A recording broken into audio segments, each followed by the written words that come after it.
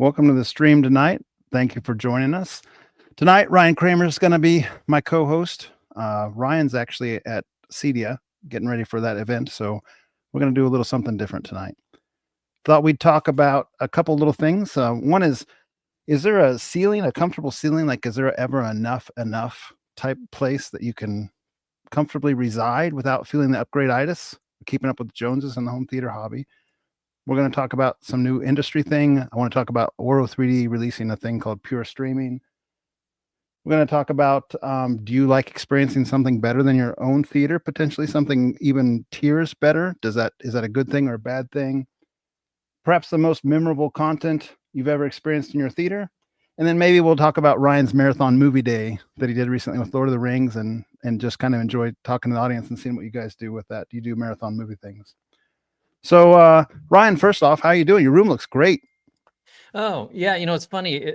Sometimes I get on these chats and I just stuff myself in the corner of a bedroom, and it doesn't really seem like that's the best use of the space considering the kind of chat that we get on for. So yeah, I just came on down here and I just set up a little table. Actually, what I did was I just grabbed a portable table and I put it at the very front of my room and just put a little office chair in front of it because I was like, you know what? I work from home. Right. Maybe I'll just I'll just set up down here for a couple days. Might as well. I'll just listen to music, and it's the quietest room in the house, bar none. And I'm gonna have a hard time leaving now, unfortunately. So, moral of the story: you got to build more than one. Yeah. Well, I laughed when we both jumped on here and kind of had a purple theme going tonight. That's probably not usual for me. Although Ryan, I think that is kind of your normal, isn't it? Yeah, I like the blue. I like the purple magenta Tron blues. For some reason, I don't push a lot of red as one of my accent colors, kind of thing. So Yeah. I'm a little bit high strung as it is already, so I try to keep with the cool colors. Yeah. So We might have to figure out. I guess those chats are not coming up over your head, so they're okay right now. yeah, they're Not down sure how below me. to change the layout very much, so maybe we'll just leave it alone for now. Anyway, the topic that came to mind, especially with Cedia coming up and Ryan going to see some really fantastic equipment like he does tend to see there, including the Christie Eclipse. Let's start with kind of the easy one first. Do you think, Ryan, in your opinion, that you like to see a theater that's significantly tiered above yours, like with much higher end gear, or do you not want to see it? This question came up on the last podcast. One of the guests was saying better ignorant than wanderlusting. Do you feel that way? I don't know that I feel that way, but I'm curious what you and what the rest of the audience feels. I'll be perfectly honest, it doesn't scare me one bit, right? Mhm. So, is it possible for me to go, dang it, that would be nice to have? Sure, but I'm happy to say that I feel like I'm far enough along that it will the memory can fade a little bit, and like a week or two later, let's say it's been a couple of days when I haven't had a chance to power up the system. I'll power it up, I'll listen to something, I'll watch something, and I'll be like, this isn't bad at all. What am I grousing about, right? Mhm. So I think it's actually, I would err on the side of being curious what else is out there. Mhm. Because yes, it is possible to have, something be a little bit of a monkey on your back kind of thing. That's totally true. But this is my hobby after all.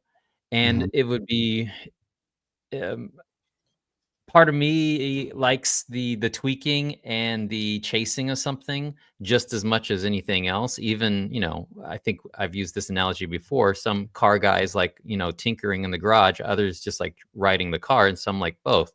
And since I'm Mhm. sort of both, it would be weird for me to, ignore what's going on to the left and to the right. Because another thing too is, just because you're going to go try to check out something newer or potentially better or something like that, it doesn't necessarily mean that you'll actually think it's better. Or in some cases, you'll become aware of something that's not necessarily all that more expensive. It's just a good idea on what you might want to, attempt to improve next. So Right. that can happen sometimes as well. And then you'll miss out on that feedback if you sort of do the la, la, la, la. Right. Like, is that something that you sort of feel the same way, or like there's some little asterisks in that conversation for you? No, I agree with you on all counts, and I give credit to my room being good that it is because I've been to a lot of different rooms and Yeah. kind of picked out some of the best elements that I've done by visiting. Um, if I rewind back to before I started visiting home theater rooms, I thought my room was quite good, but it wasn't anything like I've done since, right? So Yeah. think you can come a long way just kinda getting ideas, implementing things that you thought were really good along the way. If it's too expensive or something, finding a tier down. I mean, I've never found it was kind of an interesting comment to me because I've never found that to be true in the sense that, like, "Oh, man, now I've heard this and I can't enjoy my theater anymore." I continually enjoy my theater regardless of upgrades along the way. Hobby space, like you said, this is kind of an evolving thing. I don't know that it ever really ends Yeah. as far as, like, being done because we just enjoy for what it is, like, it's a hobby space. Yeah. That being said, like, I've been to Expona, I've listened to $800,000 speaker pairs and $400,000 subwoofers, and I come home and frankly, I think, like, wow, that's a lot of money to spend when mine's in the same tier, and I don't say that in a braggadocious way, I say that in a, "Hey, I've spent a lot of time tuning this. It's subjectively what I like, or I would have moved on to something else." And, like, there's a home field advantage that kinda comes with this territory. You get used to hearing what you get used to hearing. You Mhm. really get to appreciate it and grow in you grow into it, like, that's what you're used to. And so even going out and hearing something, even if it's better, it may not sound like what you're used to, and so, like, that's why I say it's kind of a home field advantage. And I think that that works to our advantages as enthusiasts, where once you get into kind of a really top tier system, you don't I don't feel like you really find that things are just blowing you out of the water as far as how much improvement they are. There might be little improvements here or there on different characteristics, but overall, you're kinda already in that tier. And I think you're there now, Ryan, and I feel like I'm there myself as well. Yeah, and then also too, and there are some cases, not just that it's maybe only a little bit better or at parity, and in some cases, it can be it can be inaudible or worse. Like just Right.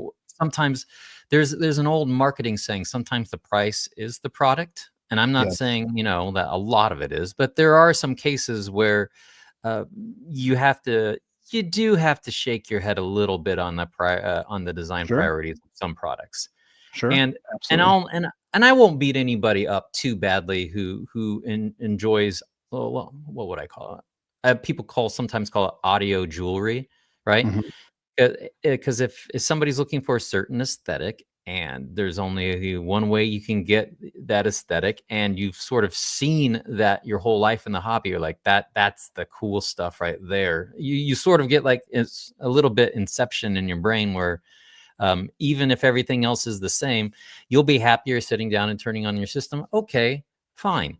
But that doesn't to tie to this discussion, that doesn't really move the needle a whole lot for me, which makes it easier to walk away in some of those situations and be like, yeah, it's fine. I'm fine. I'm not panicking just yet. Yeah. Yeah, and I think even if you found something, like, say you went to one of those shows and you saw something that was, like, really did feel like it was completely next tier, it gives you something to kinda strive for or aim for, dream about, or enjoy, like, pursue. So I don't mind any of that. That kinda feeds into the main topic of what I had about the podcast. Like, I kinda wore this shirt as kind of a little irony piece there. One of my guests gave that to me. It was real nice that he did that.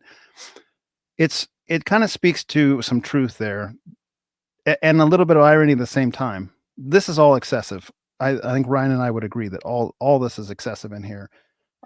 It's still enjoyable, and if it's within your means, then it's okay. As long as you're taking care of your other responsibilities in life, then I don't have a big problem with that. Is there a limit, Ryan? Is there a limit? Like, one of the other things I read recently was there is limits, and beyond that, it's morally wrong. And I'm curious, like, where you come out on on that piece.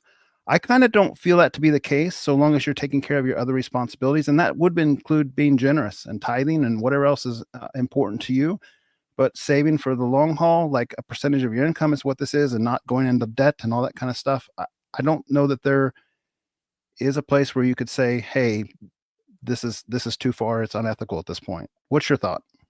That's honestly, it's a great philosophical discussion because it's you might as well ask somebody, introduce them to the trolley problem and say, okay, which one of these is the morally superior, way to go about solving something? It's like super important, who will die, or here's 10 people here that will die, and there's a switch, and there's a train coming or a trolley coming down the tracks, and you have to decide which direction it's going to go by flicking the switch. No matter what, it's sort of a Sophie's choice. So there are some situations where it's sort of an impossible cutoff to decide that kind of thing, but I do believe there are some situations where people, the key is detrimental to your life and those who are beholden to you, right? So that's how I would make that kind of decision. If you're in this hobby, single, and for the most part you've done what you need to do to be a decent human being in the world, then by all means go for it. Just don't screw yourself over in the process, because sometimes I see a listing, and the listing is somebody who they're selling a piece of gear for like $2,500, and they bought it new like 2 months ago, and they're like, well, something came up and now I need to sell this thing. And sometimes they'll say what that is, and you're like, wow, if you were that close to the edge, that purchase probably should not have happened in the first place. Right. And I mean, I think you can put a point on that. You're probably talking about like the divorce ads that we see from time to time, that kind of thing, like, Yeah. I mean, I think we can be real talk here. I think it's curious too that we all have our different tiers of kind of opinion, observation, worldview, like where we're at, that kind of thing. So very specifically, I was reading some comments on Youth Men's thread, and one of the gentlemen on there, nothing wrong with his opinion, but he said, man, any projector over $5,000 is unethical. There's so many better ways to spend the money. And I thought about that, and I don't mind that he thinks that way, but $5,000 can be very different between any two people, of course. Yeah. Right. Yeah. I mean, literally by location could change that whole conversation. Sure. Like, like somebody who lives in a different country, or somebody who lives in I don't know, Arkansas versus California, right? Like, Sure. Like in California, and pick a specific county in California, and all of a sudden $5,000 isn't going to go nearly as far as it might somewhere else, and the people would be making on average a lot more money. Now all of a sudden, what seems like something that's being irresponsible to one person, another person's like, yeah, it's a little bit pricey, but I mean, compared to some things, that's only like, let's see, I was talking to somebody on the phone the other day, and they were grousing about how a 1-bedroom apartment would run them around $3,500 where they lived in California. So that's like, oh, well, a month and a half of rent for something like that for this other thing in a hobby that you really enjoy. Is that as bad in that situation? Maybe not. So yeah, not to go down a path too traveled, but just also consider that people spend their money on things that they like to enjoy or whatnot, and maybe the way you would spend your money is not the same. So if somebody comes on here and says spending $5,000 is unethical on a projector, but they have a $50,000 car because they don't want to have beat me to it. That's what I was going to bring up for an example. I mean, that kind of stuff is just all over the place. And so, you kind of get to spend, or you get to determine where you're going to spend your free resources. Yeah. Like if somebody came up to me and said, hey, would you like, a brand new luxury vehicle, or would you like a projector upgrade and like a mid-tier, nothing fancy bells and whistles sedan? I'm like, oh man, are you kidding me? I'll take the projector. So, yeah. But sometimes, it's none of those decisions are made in a vacuum, though. Like, just like, this past month or so, like, wife wanted new garage doors for the house, and I'm like, oh, that's gonna chomp into the budget for this other thing I was really hoping for, and I'm never gonna stand outside the house and stare at the garage doors for 2 hours like I would on the movie, right? But the neighbors might. So yeah, if she would have given that answer, I would have been like, that's funny, all right, let's do it. It's like, but think of the neighbors, honey, they got to stare at this eyesore. And not for nothing, about 1.5 years, 2 years ago, I may have accidentally, it was literally, we were going on vacation, and I did back into the garage door and I bent it. I did fix it enough that you could not tell from the outside. I got Yeah, out I the was gonna angle say I tweeter didn't and I notice moved that, and I around. was over there a Yeah, couple months ago. yeah. So, well, que Hmm. sera, sera. Oblidi, oblida. All right, so then that leads us into the actual topic. I think those are kind of just all adjacent to the conversation. I do absolutely think there's a point where you can get to enough is enough, and you're satisfied and you're done, and then you're just tinkering. So we talked about earlier that this is a hobby space and we like to tinker. I will probably tinker the rest of my life in this space. Yeah. But I am at a point in most parts of my system where I am done. I mean, and I think that I feel pretty confident about that. Like I've had my subwoofers since 2014 and I haven't changed them. I added Yeah. 3 more since I got the back row, but I'm out of space, so I'm not adding any more. I Mm. don't need any more output. I'm done with subs. Unless they break, I'm done. With speakers, I feel the same way. I got these speakers in 2017. I love them. I'm not changing them. Like I don't have any wanderlust for new speakers. These are the speakers that are for me. I'll listen to other ones. I'll sub in. I'll do reviews on them. I'll play with other people's speakers, but I really like these. I don't have any intent to change. My receiver's fine. I don't even know where it would go as far as new technology there. I mean, I don't need a speaker in every inch of the room, and I've already got a good sound stage. So, like, I think there are certain components in the room that you can say, like, I'm done. I think for me, and I'll ask you your preference as well, and it might end up being the same thing. The projector is the one area where technology seems to keep increasing and doesn't necessarily have like a plateau yet, where there's necessarily where it could be. And so I reserve the right to continue to want to upgrade projectors over the years, which is kind of why I've gravitated towards that area of the hobby. Like, 5 years ago, I just had like a $800 projector and I was working on the system and getting the, the audio capabilities up to the room I wanted. And I had a Epson 5040 UB that I bought for $800 or $1,000 or whatever it was, refurbed. And so the projectors are somewhere where I'm not quite done yet, but for the most part, enough can be enough. Like you can get to a point of satisfaction and not even seek more. That's my opinion. So what's yours, Ryan? This is one part of the hobby that's actually fairly consistent since I've been in it. I'd say I got semi-serious in the mid 90s and really stuck in it by the early 2000s. And the audio side has always been more reliable for not aging out as quickly as the video yeah. side. Yeah, it's kind of always been that way. Like for example, I bought we brought myself, my siblings, we bought my parents a pair of speakers. Nothing too terrible crazy. I think there were some old Angstroms, a Canadian brand back in the mid 90s, and they were and we bought those used and we gave it to them. And they're still going strong to this day. The way they handle like mid bass, percussive mid bass, is still one of my favorite sounding speakers. To your point earlier, what you're talking about with home field advantage and what you get used to, it's almost like some people, they'll go and they'll grab the same beer. Some people will go and listen to the same song. Some people go to the same restaurant because the familiarity is its own type of friendship in a way, if that makes sense. And so upending that and tossing that, all of a sudden it's harder to warm up something else after a longer period of time.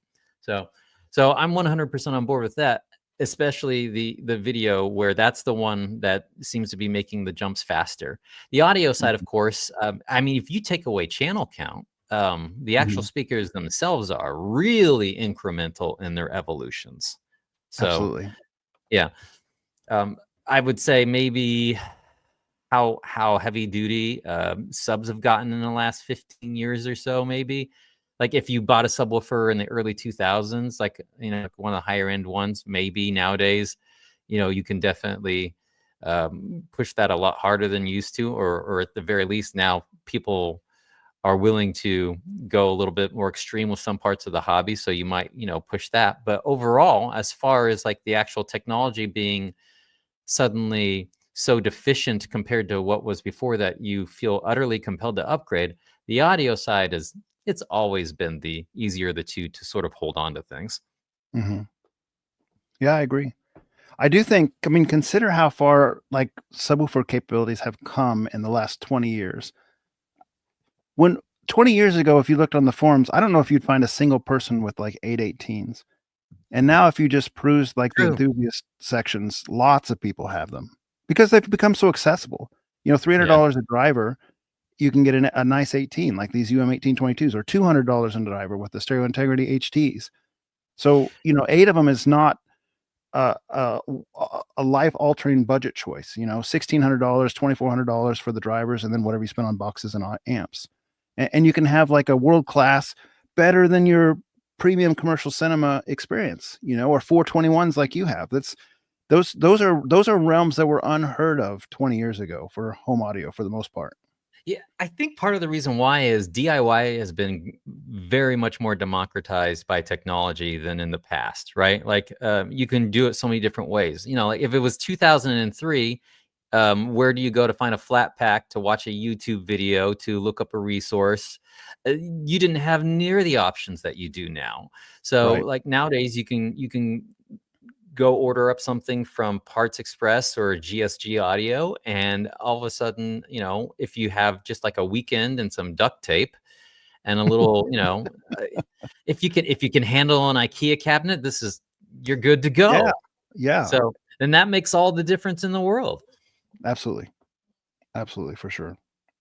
And then I think the advent of like online shopping, for better or for worse, has probably brought down, or at least made more accessible, things like pro audio. And so like a Mackie or a Behringer speaker. I mean, we talk about this from stream to stream, time to time. You can put together a killer system with pro audio components for like $300 a speaker. So if you can put together like a top tier subwoofer system for 3 or 4,000, and then you can put together, you know, $300 a speaker times 5 or 7 speakers, you're not talking about like a life altering amount of money, at least in the United States. And you can have something that's just like top tier in the you know, in the world as far as an audio experience. Like, it's Mm. really remarkable how accessible this hobby is compared to some other hobbies. And how much just, willing to put in the work. Like some people, there's nothing wrong with paying an integrator who knows what they're doing, come in, turnkey, take care of everything, and then you don't have to get your feet wet by like digging into hours and hours and hours of sorting through forums or looking through documentation. But on the flip side of that, if you're willing to put in the work, there's an equivalent of sweat equity that can actually go a long way to help level the playing field in situations like that. It just depends on the path you want to take for that kind of thing. So you can Absolutely. you can either spend your weekends in it, or you can pick up the phone and call a dealer who knows what's up. Take your pick. Absolutely. All right. Well, I think that kind of covered the basis for the things that I wanted to talk about in that, title topic for the Enough is Enough. I want to mention that I saw a note on Oro 3D. They have a new streaming service. Grok said it came out just this week, but I think it actually came out earlier, at least was announced earlier. I have not experimented with it. I looked into it. Apparently, it doesn't support devices that I have. It costs $25 a month. It's Oro 3D streaming service. It's lossless, and they only have about 300 titles right now, like I think albums, but they're wanting to increase more, and they're like a standalone service. So that's going to be Oro 3D related. Huh. It's supposed to come through like the Amazon Fire products, but I tried it on mine tonight just to see if it would work, and I couldn't even find the download in the App Store. So maybe that's future. And then Hmm. it also is on the NVIDIA Shield and through PC. So I know they have some free demos. I'd like to try that. I might try it on the PC to see how that works. I think $25 a month is probably going to end up being too steep for most of their customers. You'd have to be, What kind of I don't know. That content? feels a little high to me because you can get Apple Music for what, $11 a month, or Yeah, Amazon Music for like $9 a month. and they've got to be like for spatial audio. It has to be in the hundreds of thousands by now, if not higher, on like availability. Now, Versus granted, 300. a lot of yeah. Now, granted, you would hope that that 300 is well curated and well done. At the Mhm. same time, though, that's it, and I get that you have to start somewhere. But it what are they targeting with that? Is it just flat out music only, no videos, nothing else like that? It's Just music, just just Oro just 3D music. okay. What Okay. Yep. Multi-channel, lossless, high bit rate, like supposed to be the best of the best type tier. That's how they're trying to distinguish themselves. Is like, this is music for audiophiles. Yeah, and that's interesting because it does push the limits a little bit, the capability of spatial audio through Apple Music. I don't know if you've ever done this or not, just for fun. Disconnect everything except for your tops and play certain kinds of music, and you can pick up on what I call almost like a dithering artifacts on the height channels, for example. As things go in and out on fades, particularly, sometimes you can spot that kind of stuff. Way harder to hear when the whole mix is going, right? And that's where they save on their compression. But there might be in some extreme cases, a case to be made for something like that. So No, it's been a long time actually since I've done those kind of tests. I've done them, but it's probably been a few years at this point since I've tried just turn down the ceiling speakers and see what's going on. I feel like you have to tell me your opinion on this. Apple Music has more and more Atmos music all the time, yeah. but I feel like a lot of the newer stuff that I'm trying is not that good. So I actually would I always check their made for spatial audio playlist, Yes, and I'm often disappointed. I am too, and I'm a little curious in that, and I'm wondering if they're not as painstakingly carefully making this, mastering it, and it's just some sort of like AI trash at this point that they're letting some sort of algorithm process it for them. Some of it might be, and there's no way to ever really know for sure unless you do an investigation on a case by case basis. But I won't lie that there have been some situations where, shoot, I think it was even just yesterday. I'm trying to remember what the song was, but I listened to it in Atmos, and then I listened to the stereo version upmixed, and I was like, "Uh-oh, I like the second one better." I've had that issue too. This week I spent purposely about 3 hours listening to different Atmos new stuff that I hadn't listened before through the curated list, made for spatial audio, through like kind of the new hits, that type of stuff on Apple Music. And the majority of it I wasn't very impressed with, which was disappointing. And just thinking like, well, what's wrong with me? Is it just me? I went back to some of my plays that I've curated myself over the years that were still Apple. Way better, like way better. And it's not just, I mean, this is like 3 hours worth of listening to music. So it's not just a tiny little sample size. Well, I listen to 3 things or whatever. No, I listen to things for hours. Yeah. And the majority of it was not that great on the newer titles. And I'm not talking, I don't like the music. I like all kinds of genres. I'm talking about the mixes weren't very good. The vocals weren't very clear. The music, instruments weren't very distinct. There wasn't exciting things happening with the different channels that made it feel full. Like, I hope this isn't a trend to continue, but this latest round of listening did not, I wasn't impressed. And I'll be perfectly honest, I can't really spot the pattern either, right? Like, okay, well, this is, it's an older album, and maybe they don't have the proper stems, and they're having issues, getting it, sectioned out. Although that should be easier than ever to do now, to isolate something. But it doesn't seem to matter if it's like, I can just as easily find something that was redone that's older that sounds better than the thing that just came out last week. So clearly that's not what's up with these kinds of things. I think it's just simply a case of substandard stuff sort of, sneaking through. So it's interesting though, because that's something that I actually was going to mention on that previous topic a little bit. And that's the idea of, how many times can you bring older content into the future until you've eventually like squeezed it to its absolute limit. Mm-hmm. Right. So I feel like that might even be a way of riding off into the sunset in some way, where you have enough content that you love already, that it's already been 5-10 years since you watched it. So you got, like you have hundreds and hundreds of movies and thousands of songs that you already love. And so like, how far can you keep pushing that same thing over and over again? Well, you get the gear to a certain parity for that kind of stuff, and then you're sort of like sitting pretty with your moment in time, if you will, if that makes any sense at all.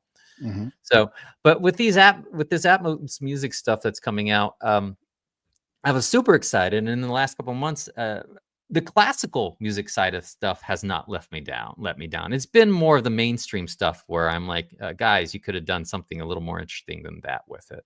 That's really more the area that's sort of been letting me down a little bit. Yeah, I agree. The mainstream stuff, there's a lot of audio that's like real popular songs from the 90s or 2000s and so forth that they're remixing with Atmos, but the vocals are mushy, the instruments are mushy. It doesn't have distinct, like, clear enveloping sound. it sounds like a bad stereo mix in a lot of ways for these things. If you got some good classical stuff, that Dolby Atmos thread of the day that we I introduced need and we to both drop some on there. drop some It on there because I always like looking for new stuff. And it's so funny. There's been like 3 posts that you've done in that thread where I've already got on my Atmos favorites list, and I was like, well, son of a gun. It's like there might be something to this after all. Yeah. So, That thread was active for a while. It kind of died. I'm trying to revive it because I'd like to Mm. get some more fun stuff in my lists. but yeah, I mean, some people are like, oh, well, Atmos is maybe it doesn't fit super well for classical because you very much have everything anchored to the front. But I like a really well done one. I just like the fact that it just the recreation of an environment just is just a lot easier to pull off when you have stuff behind you. I mean, you don't have to do the whole oops, I moved a foot to the left and now all of a sudden Oh, yeah. everything collapsed or whatever. Like that's the whole payoff for me. Here's another yeah. interesting thing too. I wish there would be a little bit more wanting to break from mixing norms when it comes to Atmos music. Like, how many times have you been listening to a vocal where you're like, why not put that just in the center channel, man? Like, Mhm. you could have a bang on center image for that vocal that would make all the sense in the world, and nobody wants to do that. Mhm. So, but that just comes from, oh, well, we need to sum it, and because that's how we always did it in stereo. So, I would at least like to see a couple attempts to attempt something out of the norm just to see if it's a path worth going down. Of course, you don't. I'm sure the artist is like, yeah, I don't want to be your guinea pig. Please don't. Right. But for some of those things, I think it would make all the sense in the world. I just say that Atmos music on Apple Music can be like some of the best stuff you've ever heard in your life for, professionally mixed audio. And then it can also just be real disappointing. So I wish there wasn't such a variance. I'm hoping it's not going the wrong direction. Yeah. I want to And go to ahead be and fair- answer some of these. Oh, go ahead. And to be fair, I understand the trepidation of the poor people trying to get into this. It is a much crazier outlay of resources and time and money versus what somebody had to do with mixing. No lie, that's a big ask for people, right? Where all of a sudden you've got, it's like, oh, well, I need to, yes, of course, have the actual space in the first place to be able to spread things around, have all those channel counts, but even stuff like, oh, now I have to pay, what is it, $400-$600 annually just for the Dolby renderer license. I mean, it's mean. It's really mean. I'm always surprised when they nickel and dime the content creators for stuff like that, and then get surprised when something doesn't, take off the way they wanted it to. I was like, what'd you think was going to happen? A lot of these people making music, they're poor. Right. So- Garage bands. Exactly. Yeah. All right. So MW says on the previous topic, it can be enough. He recently found home theater speakers that he'll keep forever. So Oh, now I'm curious which ones they are, man. confirmation on that. MW, Yeah. share which speakers you got that you like a lot. And I always find that fascinating, that everybody's got, such different ears. Like I was reminded of that just, oh my goodness. Like, I think I mentioned this to you where I have a ringing in my ear now after I came back from a trip in July. Yes. You want to know how annoying it is to build a soundproof room and then now you have ringing in your ear and you need a noise floor to not get distracted by it? Oh man. It's a cruel twist of fate of the universe. So some days is better, some days it's worse. There was like a couple hours today it disappeared completely. So I'm hoping whatever it is finally works itself out of my system. But I went to the audiologist and he was kind of, I shouldn't say he was lame, but it was just, he did exactly the stuff I expected, right? They put me in a little sound booth room or whatever. Yeah. And they ran test tones on my ears. And I was curious to see, how well I would do, right? And they're like, "Oh, you have actually great hearing for your age." And I'm like, "Okay, is that true or is that not true though? Because let me tell you something. Part of it is just being an active listener and knowing what you're listening for. Plus, I figured out the pattern to the test right away."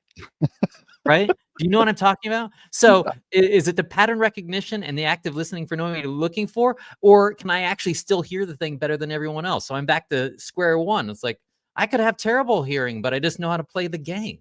Was it like So syncopated where you could tell the timing, the pattern for the timing? just Or was about. it? Well, not just that, but I noticed it played its loudest test tone first, and it would go to complete silent and work itself back up to loudest again. And it would just do that every time. And I was like, you got to at least put some variant on this. So, but down at 4,000 hertz on the left side, I did not expect that one. Down? What do you mean? Just at that one frequency, you've got a little bit of a null. Yeah.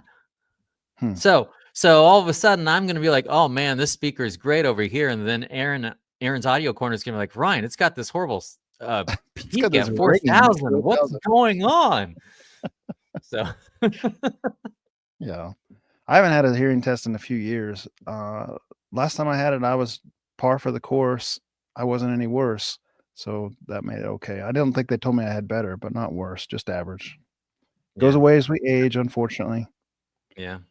So okay, so Miguel asked, do 224s equal 132? Probably not, Miguel. not quite. You're going to need more than 224s to equal 132 if the excursion is equal and the power handling is equal and that kind of thing. The surface cone area on a 32 is enormous. It's enormous on 224s as well, but probably best off to like just pull up your favorite AI or your favorite calculator and just figure out your surface area of 2 24-inch circles versus one for 32, and I think you'll find that 32 is larger. Okay, so scrolling down. Oh, well, MW is saying that dual opposed 24s or 224s might be a tad better, only in the context of having more uniformity across your listening area, not necessarily in the context of output or SPL capability in all likelihood.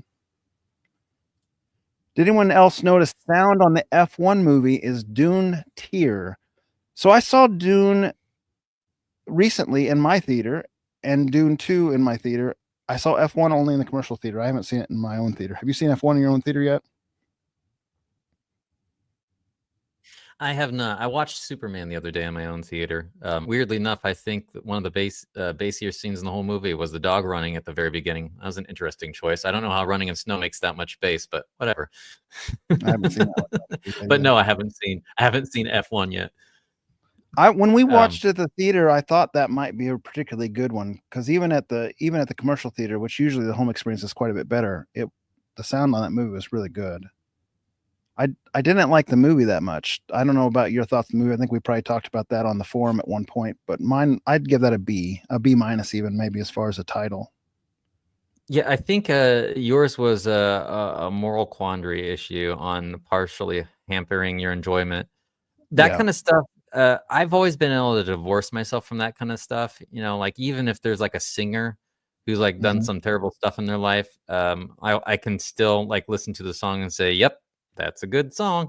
So yeah, I that kind of thing doesn't necessarily bother me. I mean, if that was the case, then you know I'd never be able to probably enjoy like watching Dexter or something like that. So everybody's different in that situation, though, sure. right? So sure. Superfly says years ago it would bother me if I wanted to turn off, but now I don't care. My goal is an AV10, and then I'm happy for 10 years. They introduced something new, announced something new this week, right? I had a little misunderstanding on how that one worked. They did, but did you figure out your question that you texted us about the licensing? Okay. So yeah, so they released a Trinoff specifically. Trinoff specifically. The model number escapes me. It's like a C1 or CS1 or something like that, and it's doing it's pushing their products towards the over IP world right now. Getting away from the analog stuff, which, man, from a simplifying standpoint and not having to worry about more cables in your system and introducing fewer gremlins, I'm all about it. It's weird to be in a situation though where the price of the gear is partially or even substantially based off paying for the software. This is, you know, a little bit. it's something that we're just used to in other parts of consumer products. It's like, oh, well, yeah, we have the pro version of the software and we have the consumer version of the software.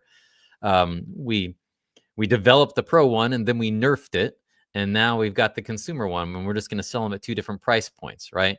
So this is not necessarily quite like that, but it is a situation where I think right now it's a max 32 with the capability to go 64 channels in the future, which is crazy. I mean, fun for the people who can take advantage of it. And it's base all done channel over 8, right? Just a 7.1 for the base channel. it starts at 8, and the way it works is the licensing, I believe, helps pay for Dante, which QSC does a similar approach. Is how it was explained to me when I checked on the forums. And so yeah, it's cool in that you don't have to spend, or the manufacturer doesn't have to waste money on, oh, here are all these analog outputs. We have to put all the potential analog outputs on the back of this thing, and we have to put them as RCAs and XLRs. No, all of a sudden it's just a, it's equivalent of basically like an Ethernet jack. And it just goes from that over to whatever the amplifier with the channel count that you need for your system, right? So it cuts down on all that stuff. Now, of course, all of that is beholden to, hopefully, I'm sure it might not be the case. I think the pricing has not been released yet. That's going to happen at CEDIA, is what people have been saying. So it's an interesting product. And then also, too, something that would happen as a result, maybe that means there will be some altitude 16s and 32s floating around out there for, the next people to grab if they want to. So yeah, interesting. Yeah, now on the actual sound quality itself, what does that change outside of keeping gremlins at bay? I don't know of anything that's being introduced in the software itself that would be a whole lot different between their old processor and the new one, but I haven't had a chance to dig too much farther into it. But it's a neat idea. Yeah. For what it's worth, for the people at home who may not know what you're talking about, instead of having all the XLR analog cables, all that kind of stuff, it's literally just like a network cable, if you will, that's connecting through for Dante to supply the signal to all the different amps channels. So it's singular cord design with multiplexing to get the audio channels to where they need to be. Okay, GSG Audio says, good morning to you all. 224s have about 13% more coronary than a 32. I stand corrected. I'm surprised to read that, actually. I trust Kevin or John, whoever's saying that from GSG Audio. Yeah, it's about 900 square inches versus 800. Oh, man. All right. I stand corrected. Thanks for putting that in there, GSG. So that surprises me, really, truly does. Would that include like the limitation of the surround and so forth? Because the cone area on like the smaller drivers usually ends up being more. Hey man, you said all else being equal earlier. You can't change those rules now. Yeah. Well, I wonder if that plays into the equation. But all right, I stand corrected. Thanks for putting in there. So Darren says some people buy a $100,000 car truck that depreciates, others buy gear. Yeah, that's true. Yeah. Absolutely. Okay, so here's another question. What's your opinion of the large infrasonic subs? I'm looking at the Ascendo 32, soon to arrive RBH 33, and have you heard about the Deuce Audio Machines Invictus 60 that will be introduced at CEDIA? That last one actually is new to me. I don't know if you ran across that one before. I haven't, and I don't. Well, I mean, Ryan would have talked about it if he knew about it, probably. Interesting that these companies are starting to come out with these giant subs. So it's I think this is a little bit of a reflection of the. I don't want to go too far down this road, but like the middle class is smaller than it used to be, and the richest of the rich at the very top, there's a little bit more of them than it used to be, right? So a little bit more of the Uber products we're seeing in larger amounts, although that was always on the hi-fi side. But now we're seeing it also on the HT side. Not, however, as egregious as the hi-fi side in that it's audio jewelry type stuff. This stuff at the very least, it's like, does it put out what it says it does? Oh, absolutely it does, right? Right. So, and then it just turns into one of those things where if you want to do something like this, or be like some guys who are trying to put like 80 12-inch subs at the front of their room instead, right? So Right. it's all different paths to sort of the same place. But no, that Invicta 60 I hadn't looked into yet. So, The comment I would have about that is simply that I don't know that it's necessary to have infrasonic subs. I haven't been it hasn't been proven to me it's necessary. I've been in multiple rooms that have it, and I've been in well-tuned rooms that don't, and I haven't been proven it's necessary. It's kind of a cool exercise, fine if you want to do it. I don't know that you gain any real world advantage. And I also think by the time you start buying these 32s and 60s and 50s and 80s and 100-inch subs that they've got, that you're just frankly overspending. And they are awesome, and they are a statement piece, and they are audio jewelry, as Ryan said, but they are overspending, and that's just the fact of it, right? Because you can get a pile of 18s for 100th of the cost, and probably do more. Now, that being said, Ryan's 50. When he plays that solo and he lets it run full range, it's ridiculous. It's fun. It's exciting. So I get it. I get it. But I also think you could do the same thing with a 6 or 8 18s for a fraction of the price and get the same amount of output. Yeah, I keep on saying, what they say in marketing, but part of the fun in marketing and what they're trying to get is have a great story. And yet it's true, walking to a room that might have a flanking 32 on either side, you are going to inadvert, or at least people in this hobby, they'll see that and they'll inadvertently smile a little bit, right? But to your point, it's if you're value conscious and you have the time, right, then that would be a trade that I would always make, right? So yeah, and ultimately you usually would come out better by having the multiples because you have the uniformity that you get by different placements. And that's something else to be said, right? Like some people, they'll buy like a speaker that's 7 feet tall and put it in a room that's 7.5 feet tall, right? There are some rooms that are large and they've got the budget that they could put one of those in each corner, right? And then there are other rooms that if they put it in each corner, they'd be touching each other. So it's, it's being realistic about what the tool is actually for, I think. Like some people, they're like, oh, well, this is the best speaker, that's the best speaker. And like, no, it's a tool, and then maybe a few intangibles if it's important to you. And if those intangibles are important to you, all right, there's your justification. But if this tool is just as, it's just as good as that tool over there, and they're both hammering the nail exactly the same, except for one of the hammers is $2 and the other one is $16, then get the $2 hammer and save yourself $14. Sure. And that happens all. Go ahead. Go ahead. Oh, I was just going to say that happens all the time in all sorts of places, not just the audio hobby. If anybody in the chat's ever watched the YouTuber Project Farm, where they do shootouts with tools, it's like, guess what? The most expensive one didn't necessarily win this round. Seems like it rarely wins those rounds. Yeah. It's usually kind of like in the midpoint, or even in the midpoint or a little low, even, that wins those things a lot of times. So GSG gave a little bit more. This is all old chats, guys. We're running about 30 minutes behind the clock as far as the chats, but we're working through them. Miguel was given a little bit more information by GSG Audio, saying that the 24s that they've got have more excursion than the 32. So he's doing the equation, including the excursion. A lot of times the larger sub has more excursion. So that's something to consider too in that discussion. Not in this case, but a lot of times. Okay. Spoonie says, what would be more impactful as an upgrade? Upgrading my main left and right, which are currently 4-inch bookshelves, to match my Arendelle 1961 center channel, or add a second sub? And there's some replies in the chat, so he's already got some feedback. But what do you say, Ryan?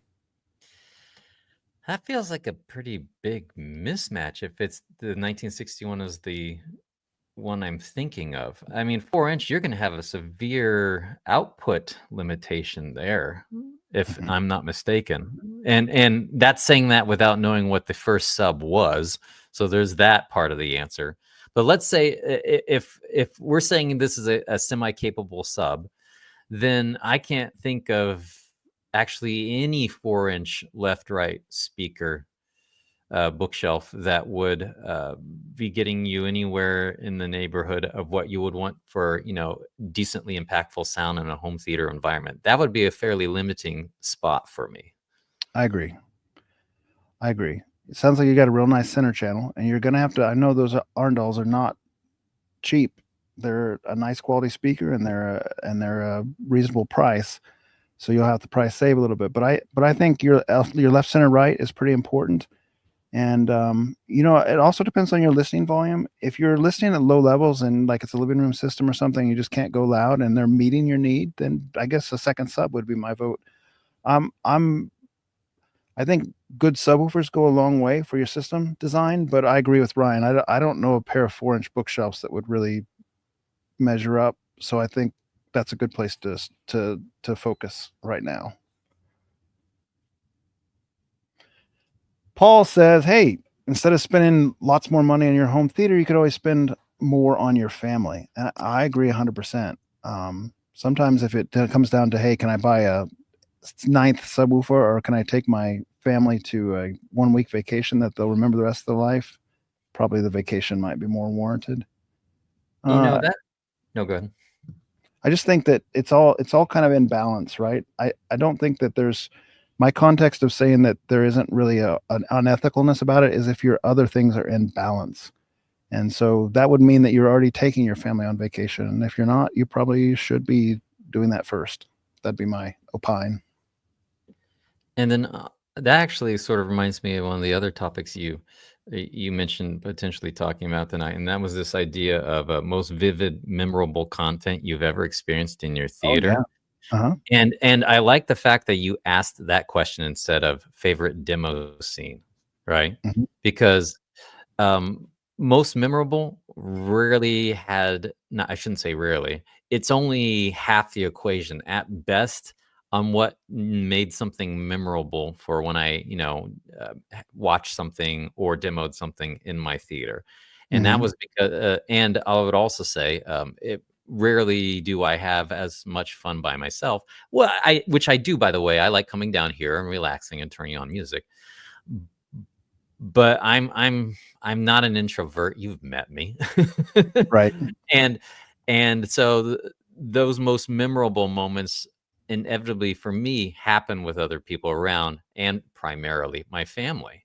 Right. And so I would never want, you never want to jeopardize, the most important things in your life that makes everything else better.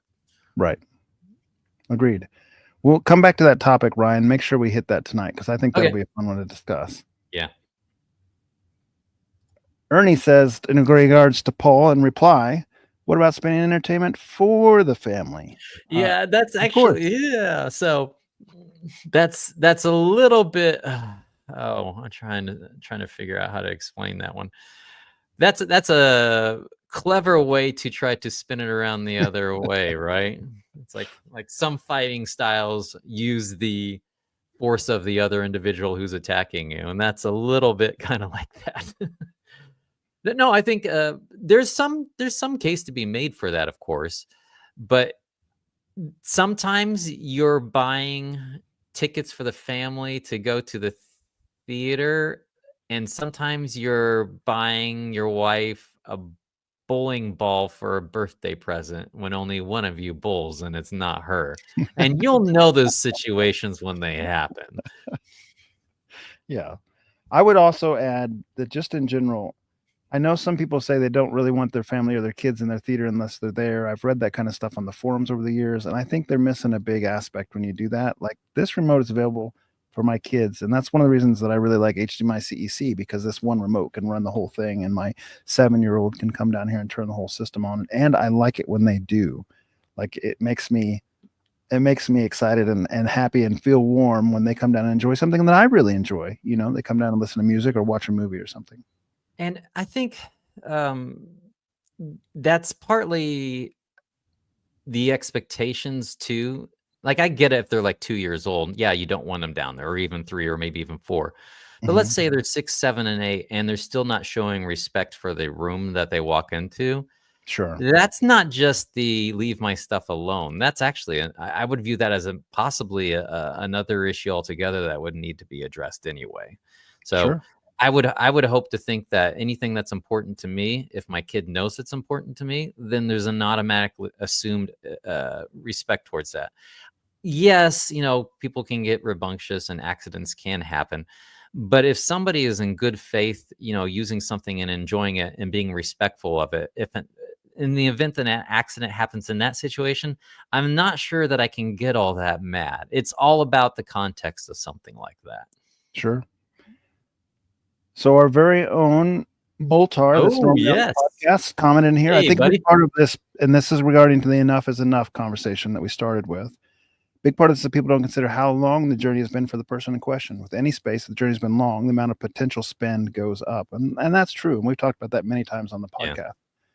podcast. Ryan mentioned he started back in the 90s. I did as well. I mean, it's just you buy and you sell. So the next upgrade doesn't seem like as big of a bite if you're selling something to kind of help pay for it, and it just kind of ramps up over time. And plus, I think also, like, it's one thing, like, if you try to, like, spend it all in one go, but let's say you spent XYZ in, like, 2005, and then, you spent XYZ in 2010, and then you left it alone for, like, 10, 15 years, and you're really enjoying it, and now you only want to update one part of that thing because you feel like that's the one thing that could really do for an upgrade. You might not spend anywhere near what you spent at the beginning when you bought it all at once. You're just going in for that one thing because you know that it's going to slot in and improve the rest of it a fair bit. So then when someone else comes along and they're like, oh, my goodness, like they have all this equipment in here and now they're spending all this right here on this one little bit of gear. I was like, well, yeah, but there was that 10, 15, 20 years before this backstory that you might not be aware of up to this point. Or the other things that you decided not to get in order to make that a possibility. Yeah. I do admire people who can just basically walk away. And I'll give you an example. David Beck, who's a good friend of mine from Omaha, he built this monster theater that looks a lot like what you see behind Ryan Kramer, just a beautiful theater. He did all his research. He was on the forums live all the time. And then he just walked away and he enjoyed it with his family and he didn't get upgrade-itis. And the first time he came back to the forums was like almost 8 or 10 years later Yeah. to say like, hey, I'm looking to get a new projector. I know this one's getting a little old and want to see what's out here. Like he just stepped away and said, I'm not going to even do this. I'm just going to enjoy what I have. And I admire that a little bit. And there's a little bit of a tinkerer thing that wouldn't, for me, that wouldn't agree with that wouldn't be able to do that. But if you can do it, great. Just enjoy what you have and stay off looking at all the new stuff. So interesting ways to do that. Ryan continues the thought, the longer you have to invest in something, the easier it is to spend more on it, not necessarily the same time, but simply over the life of the journey. Yeah. Okay. Well, then, yeah, that's a little bit what I was talking about. Yeah, for sure. Agreed. Ernie says, oh no, is he going to bring up the Behringers again? Yes, you got it. You heard it. You knew me. You know all my answers at this time. Yeah. Time to find a new podcast. Darren says, how big of a house do you need? What brand of clothes do your kids out there wear? Lots of stuff out there. Savings with kids, wives, husband too spoiled already. It's all relative. Yeah. Yep. Herc Dryer says, hey, there's a lot of gear on the used market, top of the line equipment, a few years old, huge discounts. I agree 100%. You can go on ABS forum right now and buy projectors that are 1 generation old for half price and 2 generations old for a quarter of the price. That are still nice, still like good equipment. Case in point, like recently I've been watching these NX9s go for like $4,500 on ABS forum. Those were a $17,000 projector 5 years ago, and they're still a really nice projector. Nobody's going to get that and be like, this is terrible. Nobody is going to get that and say that. And there's some things in there that don't age, like, high quality glass that never goes out of style, like those big, nice lenses. Yep. And it's funny, actually, I'm trying to think, like you can find a lot of great deals. It's actually kind of funny. I don't want to like send traffic over to like other YouTube channels that don't need it, but like even stuff like Scrapyard Wars on Linus Tech Tips, they're trying to build their systems. One of the options is, or judging points is 33% of it is playback of movies, right? and they're giving them only about 1,400 USD to decorate the room, get the furniture, get the TV, get the audio system, get the video games and video game systems, and they have to get 3 movies and 3 games, and somehow, some way, they're slowly but surely pulling it off, clawing through Facebook Marketplace, like finding everything they need on a listing except for one little thing's broke, so they'll 3D print the little part, or they, find an open box deal where they also came with a sound bar, and then they turn around and they'll sell that. All sorts of different things. You can really, if you get clever, you can do a lot with a buck.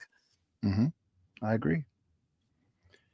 Darren also comments that it's all about balance, saying you probably shouldn't spend $20K on your theater if you're living in a mobile home with a car that's rusting apart for your wife, that kind of thing. It all makes sense. Ender says, hey, man, Ryan, where's your home theater tour? Tired of this nonsense. Get that going. And who was it that said they were going to come over and do a quick little walk around with me, Jonathan? Who was that? I can't recall. Let's do it. Well, let's schedule a date. We'll make a date this fall and we'll do it. Yeah. Not that you're not capable on your own. My goodness. Obviously, with your career. Well, but okay, fine. But a tour, that's true. That's true. I could do that. You're absolutely right. And I'm due for, I started a couple of videos. I need to get around to finishing them. I started, LED wiring for a theater. I started how to build a soundproof door, the more extreme version of it. Because you'd think that, a lot of the stuff exists out there already, and it sort of does in some ways. But, if you like look up, how to soundproof, like half the videos, they're like, oh, we just put this rubber foam door sweep at the bottom of the door when it closes. I'm like, yeah, no, that's not what I had in mind. Yeah, I'm interested in doing that, Ryan, and I know we haven't made it happen. Let's actually schedule a day, put it on the calendar, and do it. I'm game for it. Okay. Center channel vocals should be an absolute standard, going back to the Dolby Atmos. That's what I was talking about earlier. Yes, I find that so utterly odd. It's like, oh, they're doing everything in their power to try to get a perfect phantom center image in some mixes, when there's a bloody center channel waiting for them right there. It's like, what? And sometimes it's they can do a pretty good job. I'll be sitting in like the middle row, and I'm like, does that one have a center? And I'll walk up to it, and as I get closer to it, it completely collapses and it disappears. I'm like, son of a gun. No, it doesn't. But yeah, go figure. Yeah. Okay, scrolling down here. Looks like Steven's dealing with tinnitus as well. Yeah, my dad. He's one of the reasons why. Like, you can ask a lot of people. I mean, I listen to my music loud sometimes, but not that loud. I would say I probably listen to it quieter than a lot of people that I know. Like, even sometimes when I play a demo, somebody like, you can turn it up louder. I was like, yeah, but I really don't want to. I know the system can handle it. I've checked, right? But I don't enjoy it. Part of that too is I'm still, working out my next phase stuff for like doing more acoustic treatment stuff. There's some stuff I've done for acoustics in this room, but especially in the 125 hertz up until, I probably wouldn't care about anything beyond 7,000 or 8,000, but I'll do the rest in EQ. But there's too much energy that collects in the room at higher volumes anyway. So that's one of the disadvantages of having 8 inches of concrete on all 6 sizes. It's like it sticks around a little better. So I need to be addressing that. Drop Zone asks a very popular question on the podcast here. Would it be a good idea to mix sealed subs with ported subs? I have 2 ported subs, and I'm thinking I want to add a third and maybe a fourth, but sealed this time. So this is like every podcast we get this question, probably.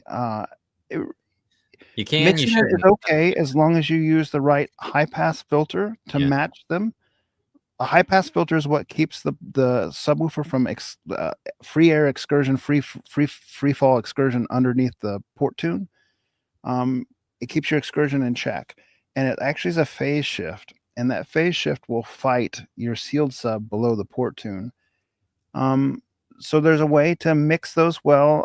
Actually, GSG Audio that's been speaking on here a couple times. There's a guy named John who has a thread on AVS forum, or at least a response on AVS forum, that tells you which high pass filter to use for your sealed subs. and that's worth looking up. His name on ABS Forum is LTD02. If you look up mixing ported and sealed subs and you type in plus LTD02, you'll find that thread. He's a wealth of information and can give you that. If you're going to do mix ported and sealed and you want 4 of them, are you thinking about doing near field, or are you thinking about just having them spread throughout the room? Yeah, because The other stuff thing, like go phase ahead. and group. Yeah, no, yeah, like stuff like phase and group delays, like the gremlin that is also tricky in that world. When I'm glad you brought up whether or not it would be near field or not, because sealed is usually better for near field anyway, and it takes some of those other issues out of the picture a little bit. Yeah, so if you're going to mix them, I would put your ported up front and your sealed in near field. That's where I was going with that as well. Yeah. I don't have a problem with doing that. You just need to make sure you do it right. Otherwise, you're basically just ruining your sealed's output below the ported subs port tune. Justin Hernandez also speaks tinnitus. I've had tinnitus for more than 5 years, and mine never goes away. If I'm stressed or my blood pressure rises, it gets worse. I'm sorry, man. That stinks. Yeah, like my dad warned me for years, because he was a drummer in a band called in the 70s. The band was called Blades of Grass. So I'll let everybody else figure out what that band was about. Mary Jane. But yeah, but yeah, so permanent crickets all the time, and so it's no joke where it can either take you a very long time to get used to it, or you never do. And some people just it can be life altering, and not necessarily in a good way. For all the time and money and fretting we put into this hobby, make sure you take care of the number one most important part of the chain, this part right here. So every concert I've ever gone to, I've always brought hearing protection. Every time I mow the lawn, even with an electric lawnmower now, I still wear headphones. Like, even if I'm using drills of any kind, like, the headphones go on. I'd rather, I almost think of it like a budget. If I'm going to spend the budget on anything, it's going to be something I want to listen to. Yeah. Yeah. I think that's good advice. I also use headphones or earmuffs, as it were, when I'm mowing the yard, and I limit my audio system to reference. Bass doesn't, I know that they say studies have come out more recently, say bass does damage your ears actually, but traditionally the theory had been that bass didn't damage your ears as easily, and I hold true to that. I think that's true. Yeah, I still think it's true that it's not as bad. Like literally, if you play like 130 decibels at, let's say, 5,000 hertz, that's painful. going to wreck you fast Really compared to painful. the bass equivalent. Yeah, absolutely. And so I've had some bouts with tinnitus. Fortunately, mine have gone away. I have a very, very slight, like almost unaudible one that will permanently kind of remain. But if I do real spirited lessons or sessions for, say, 3 or 4 days in a row, I can kind of activate it a little bit. And so I kind of know where that balance is and just back down. If I limit my system to just reference, then I don't seem to get tinnitus. So I agree. It's a careful dance we do, and you have to take some practical choices, especially as you get into these high tier capable systems, because it just sounds good to just keep turning it up and up and up and up. Yeah, it's like, and then Moltar's talking about that all the time, where it's like, oh man, it's like reference capable is, it doesn't sound painful at all, and that's it, which, you know, sometimes it's like, oops, went a little bit farther than I thought when I checked the decibel meter. So I can't even tell you how many times, because I have mine limited reference. I can't even tell you how many times I'm still clicking up because I want more, and I'm at the reference, and I'm just like, okay, well, that's where it's at. So that happens almost every listening session. I want to go above. So make a limit on there and make sure it stays that way. That way you can protect your hearing. Yeah. This is interesting. Diet drinks make his tinnitus worse. I've heard that. Never heard that before. Yeah. Diet, exercise, sleep, all those can affect your physiology. And then that goes into even the other comment that was just mentioned before. Like, you do all those things correctly, and down goes your blood pressure. And there are other things too, like it's all connected. Like, if anything's going screwy right underneath your jaw, your sinuses, all that stuff can be a boogeyman for some of those things. So it's crazy. How would you say this name? Aronson? Yeah, I'll get behind it. A. Ronanson. Are front wides and or middle Atmos worth it for a 9.x6 setup compared to a 7.4? The The room is 21 foot by 13 foot. Go ahead, I Ryan. would want to know. I would want to know the seating configuration as part of that answer, to be honest, because like if somebody had like a row three, one row of like 5 versus like 3 rows of 4, then that answer changes for me slightly. Yeah, he's gonna have trouble fitting 3 rows in 21 foot though. Okay. That's kind of in my True. like my room distance. Mine's a little longer than that even, and 2 rows is about all I can do, especially the recline. I am a big advocate, and I've said it on many podcasts, that I think 4 ceiling speakers is enough, and I think 6 is actually, in my room with my ceiling height, detrimental. So I wouldn't pursue 6 ceiling channels or 4 at this stage in the game with the current technology. I've compared them forth. I've spent many hours comparing them forth in my room and my seating arrangement. You can see how my speakers are laid out on the ceiling. In my room and my seating arrangement, 4 speakers are better than 6. So in fact, right now, I just have these 2 and these 2 on, and those aren't even hooked up. Like they're just sitting there silent. They're audio jewelry, as it were. Yeah. They're there for the day a tweeter dies somewhere else and you need to swap out the array. Yeah, and I have plans to kind of play with them and sort of just daisy chain this off and make those play like 25% of this and see if that helps. But what happens, in just brief, is boutique receivers might not have this problem, but all your off the shelf, like your Denon, your Marantz, your Onkyo, your Yamaha, all that stuff, if you have a hard coded 2-channel mix and you have 4 speakers, it mixes them to all 4. So these 4 would all get that 2-channel if you only have 4 ceiling speakers active. But if you have a hard coded 2-channel mix and you have 6 speakers, then only the middle 2 play. Yeah. And what that means is your soundstage moves backwards. So since I have 6 speakers and those 2 that would be the middle are behind my main row, all of a sudden my soundstage moves backwards and it doesn't sound good. It doesn't feel good. I don't like it. So there's enough still. Maybe there won't be 10 years down the line, but right now there's enough hard mixed, static mixed 2-channel content on the top. And it's not even stuff you might think about. Like everyone raves about Ready Player One. Here's a perfect example. Ready Player One just has basically 2 channels that are very active, like primarily active. And so you get this if you have 6 ceiling speakers going and not very much here and not very much here. So 4 channels is where it's at. And I really like wides. I really, really, really like wides. So that's my recommendation. GSG Audio Design. Steven, B2 Audio makes a 33-inch driver that retails for $5K. Mock Audio in Canada is making a 32 called the WOW 32, and it retails for $3,800. They're already working with the WOW 32. That's cool. Next steps up from pretty much 24s have kind of been like the big standard for a long time, and now I guess we're going to 32s. Yeah, I have lots of questions, and it's its own can of worms. But sometimes, if you're limited, let's say for example, you only have a space for like throwing all your subs behind the screen or whatever.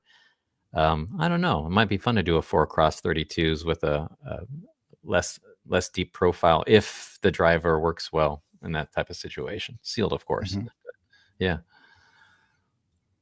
Darren continues that he actually liked.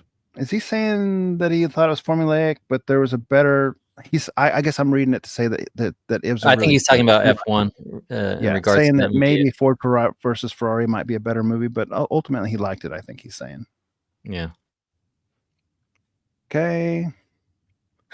Lake Pro Cinema says we do need more racing movies. I'll take a remake of Cannonball Run at this point. No more remakes. I don't know. Can they make a good Cannonball Run? I don't know. I don't. Did you see the new Naked Gun remake?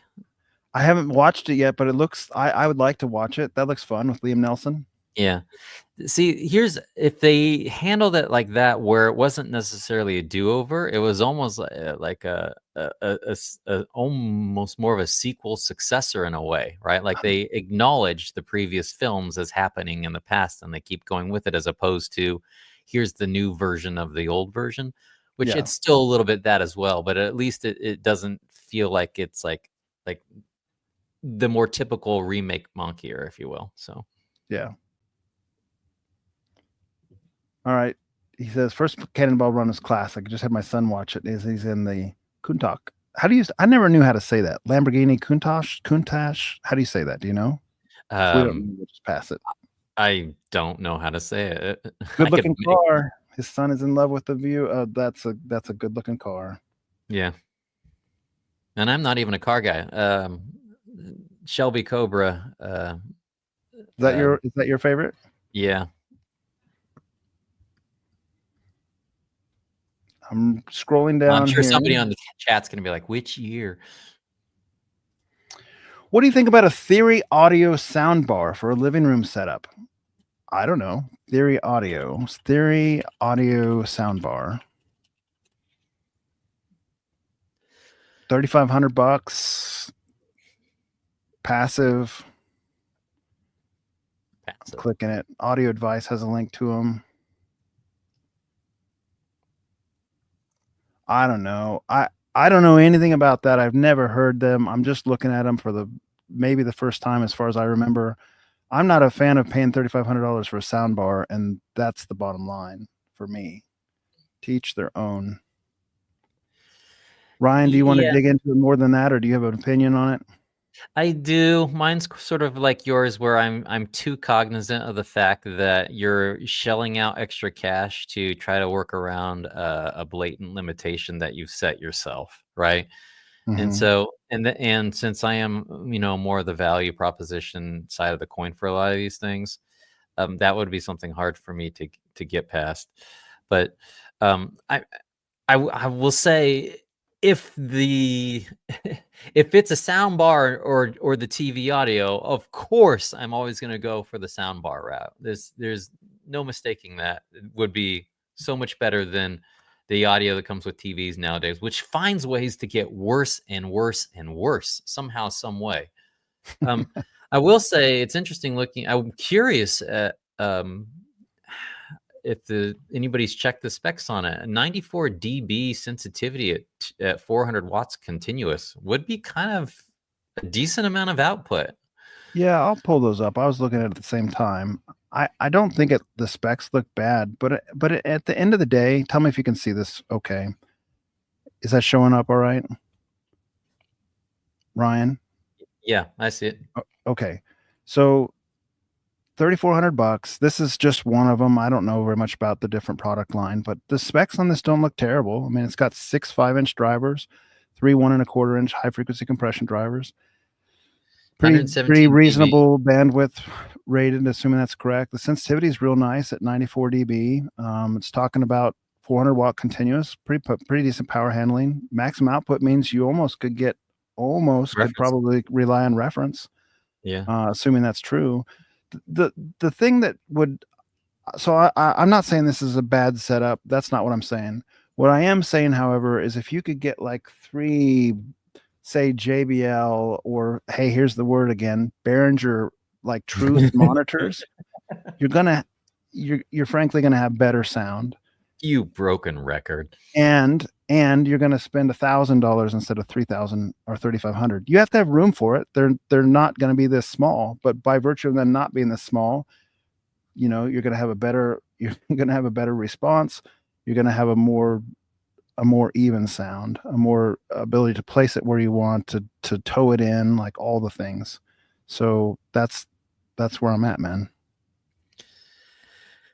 Yeah, it's hard to cheat physics. I mean, and that's what you're always doing when you go with a soundbar. You're always cheating physics. And so this is just going to be one of those things where you're like, all right, if you're wanting to play the aesthetics game, recognize that you're looking at anywhere at 50 to maybe even 66% markup to get around that, and realize that it probably won't have as good a sound, and it certainly would not be as flexible in its placement to work around any other environmental issues.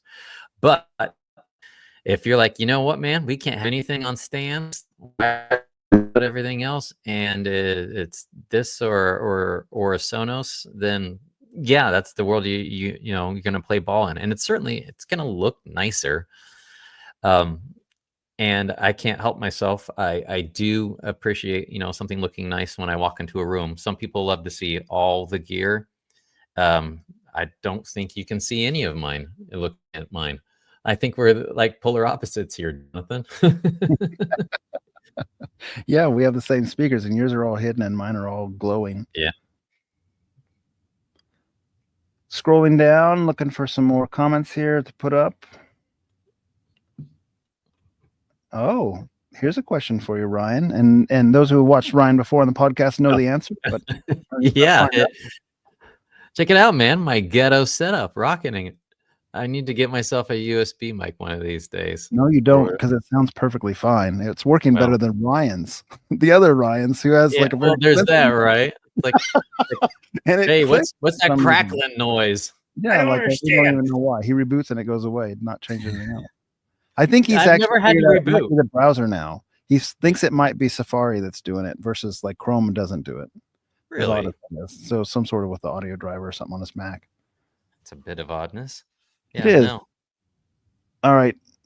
131 inch with a 49 inch viewing angle and an NX9 and 92 nits. It felt in game when I bought it, and the black level compromise I've seen with my friends in the NZ900 don't warrant the $30,000 plunge. This feels a little bit out of left field to me. I understand with the comment, it's like it's perfectly fine comment, but we didn't really go into projectors too much, did we? Just in the sense that would be something we would consider upgrading. Yes, in our room. Okay, that's probably that what makes sense.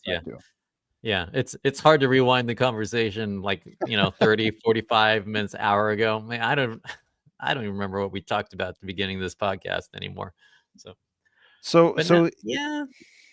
So what is he saying here? He's saying an NX9 isn't worth going back to. Is that what he's saying? It's or he doesn't think the NZ900 is worth $30,000. No, what I think what he's saying is happy where we're at the 30K plunge. I think this goes into our discussion on like the video being the side that you will upgrade more often potentially, and I don't begrudge this observation at all. Right? It's especially a 131 inch with NX9 probably looks incredible. I mean, yeah. There's the whole bulb tax and like that brightness drop. What is it usually? The first 800 hours that it takes a pretty decent tumble. Hours is what somewhere in there. Replace your bulb. But I mean, replace your bulb or get out the the refinancing paperwork, because 30K is probably more than a new bulb. So yeah. But yeah, I mean, this happens all the time with the projector side, where it usually takes 2 or 3 generations, and then you're finally like, okay, I can finally appreciate the difference here. Then I'm going to go ahead and take the plunge. So I'd be curious to see an NX9, which is a fantastic projector, man. Don't feel bad about that. It took me reading your comments twice to even understand what you're saying, but I think I got it now. the NX9 is a fantastic projector, and I don't suspect you're leaving a whole lot on the table to the NZ900. You're getting better laser dimming, better control in that regard, full fade to black with NZ900. You're getting no iris pumping.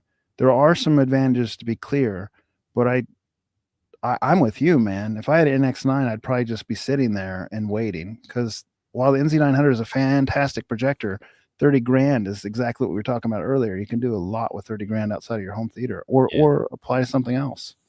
And some of that's also even at the higher end there. Like if you get if you have a great sample NX9 and you don't have like any, did the brightness corners plague the NX9? I can't Bright remember. corners didn't seem to affect the NX9 as much as the RS 2100, 3100, 4100. Yeah, but yeah, I agree. You'd probably be fine. This guy likes talking about GSG square woofers. What? I didn't know GSG had square drivers. I know Ascendo did. No. He's replying to GSG. There should be a comma after GSG, I think. No, indeed, GSG. Pause. Square woofers have more surface area and added strength on the corners. I think that's how you should read it. Tell me I'm wrong, chat. I don't care. I think you're right. I just don't want you to accidentally create a product release for them. Yeah. Hey, look what GSG Audio is doing. Hey guys, I heard all about your new, and then they're gonna be like, "What the?"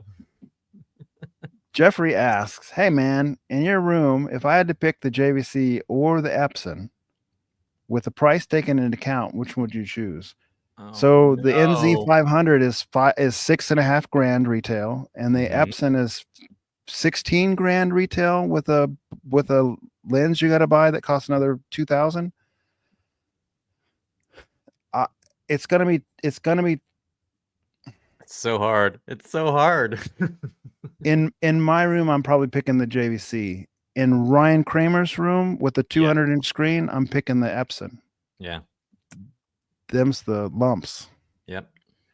I think the extra brightness is worth the money on a giant screen, and I'm sure enjoying it even on a small screen. Yeah. And I didn't pay retail, to be fair, but I think the extra brightness is absolutely fun and enjoyable, and I enjoy the QL3 6000 in my room quite a lot. So I'm sorry, the QL 3000 in my room quite Yeah. a lot, Yeah. but I think that 16,000 is pretty hard to swallow if you have to pay full Best Buy price or whatnot. Yeah. I do wish for the European pricing in the States. Yes, wouldn't that be Es- nice? Especially on the I think the 7,000 in Europe is 22 something versus 33 here. And that's a difference. Hmm. I just in way of also kind of summarizing, I think that NZ500 is a fantastic offering, and I think it's actually a tier better than JVC traditionally likes to release on their lower end product. There's a lot of buzz on it at first, and I think that buzz proved to be true. It doesn't seem to have very many flaws outside of just not being as bright as some of the big brothers. It doesn't have bright corners. It has great white uniformity, and this seems to be pretty consistent. It has very high interscene contrast. Some of the things that it's missing, going in, like no 3D, no frame interpolation. These things going in, but it's a very premium JVC projector experience for the entry level product, and you don't always get that. So 6500 gets you into kind of top tier performance tier, minus the absolute brightness that some of the other ones have, that you end up paying a lot of money for. So that's my short 30-second review. Skylake Pro Cinema says, "Hey man, the movie Everest 3D felt like I was going to fall into the screen. It was scary and memorable." Yes, have you seen Everest? I haven't I seen it in don't 3D. No, I didn't see it in 3D. Man, it's been a while since I've seen any 3D movie. The last one I watched in my own home, my current projector can't even do 3D, but I think it was Man on a Wire or something like that is what it was. And that was a trip. And then Way of Water in the cinema. Other than that, it's been a while since I've gone down the path of 3D, partly because it's a little bit of a pain because I wear these. I don't wear Yeah. contacts. Well, So it's a pain even if you don't wear those, in my opinion. yeah, true, true. I had some 3D with my Panasonic AE 8000U projector. I had 8 glasses. I bought 8 glasses so we could Yeah. have, get-togethers and watch stuff. And the reality is, because they're battery powered, Yeah, because you beat me to inevitably it. Yeah, I had 6 in it. You're always somebody's chasing battery dies something. mid-movie no matter Yes. what. You can charge them all. It's like, what is going on here? I charged them all last night. I don't understand it. You get little spaghetti straps out with all the little cords going. That'll happen. Or they'll turn off, and someone's like, "Hey, my glasses desynced or whatever. I need to get them synced back up." Or somebody just says, "I hate this. Is there a way I can watch this without 3D?" If you got like 8 guests over and you're watching it, somebody doesn't like it. It it it's a cool concept, but until they do it with passive glasses, I think I'm out, at least for sharing stuff. Yeah, and there's the brightness hit is just brutal Really in the brutal. previous forms. It's so hard to And the get around. resolution gets cut in half too, Yeah, if you do it and passively. So there's no free lunch no matter which way you do it. and is there even a consumer spec for 3D that's in 4K right now? No, they dropped Yeah. it. Well, and Yeah. I think that's so they can bring it back and sell a new HDMI standard, if you ask Yeah. the cynical side of me. Yeah. I'm right there with the cynical stuff. I don't trust any of the touchy-feely answers that anybody gives me about anything. And it's like, no, I wish the world was a little more altruistic, but not Yeah. usually. No. Jay Cinema says, used NP5 versus saving up for NZ500. How big of a picture difference is there? Gaming, I know. Lamp versus laser, I know. But laser JVCs are pricey. And for me, I don't mind lamps. used JVCs I've seen as cheap as $2,300 on AVS Forum. There's one on there right now in Texas for $2,300, and there's one on the East Coast for $2,300 too, like New Jersey or Pennsylvania or something. If you have an NP5 for $3,200 or $2,300 or in that, those are just, they're commonly in that $2,000 to $3,000 range versus $6,500, and you're okay buying used. I think the NP5 is a great value. NZ500 is a slightly better projector. Tim Stitch One, who's on the comments somewhat tonight, he was looking at buying an NZ500. He already added NP5. He came over and brought his NP5 over to my house. We compared them back to back. NZ500 is better. He didn't think it was $2,000 better. That was his opinion, and that was his upgrade price at the time. And so he decided not to pursue the NZ500. So that's going to be subjective. Everyone's going to have their own opinion, but NP5 is a very nice projector. So don't lose too much sleep over that. Yeah, and I think that's it. You're paying, since the other Ryan isn't here to say it, like literally you just have to decide how comfortable you are without the warranty situation. That's really the only consideration that I would think about in that situation. The price difference would be an easy justification to go on one versus the other on the actual quality difference for me. Yeah. So with the differences we saw that night, I think the frame interpolation that's not there because you can't even turn it on the NZ500, but the default motion versus the default motion on the NZ500 is a little bit better. It's a little bit brighter. The NZ500 is a little bit brighter. The black's a little bit better. You got laser dimming. The colors are very similar. The quality of the blacks outside of full cut to black are very similar. You got a little bit of iris pumping on the NP5. For gaming, you might actually enjoy the NP5 better because it's got 120 hertz. The NZ500 is only 60 hertz. I don't personally think JVC is that great for gaming on either side. Like the LCOS panels have a little bit more blur than I prefer. I prefer like a LCD, like a Epson panel for gaming. But between the two, you might actually prefer the NP5 for gaming. So yeah, I mean, make sure and go look at one first. If you got the opportunity like Stitch did, bring one over and, compare it to a friend that's got NZ500. Make sure you know that you're really wanting to justify that cost because you may think it's not worthwhile. Yeah, making sure that it's a good sample at the very least, right? Mm-hmm. So like with the other Gremlins we talked about earlier. Was and that's absolutely true. The NZ500 seems to be very well known on the forums to be pretty good samples all of the time. Yeah. And NP5s were in that generation where there were some bad samples out there or some lesser samples. All right, scrolling down. Jordan Scott, thinking about building a new house. Have you ever come across a house plan with dedicated home theater rooms? I wouldn't even want that. Well, did you ever look at any like prefab plans when you were considering your house, or did you? So you're doing custom.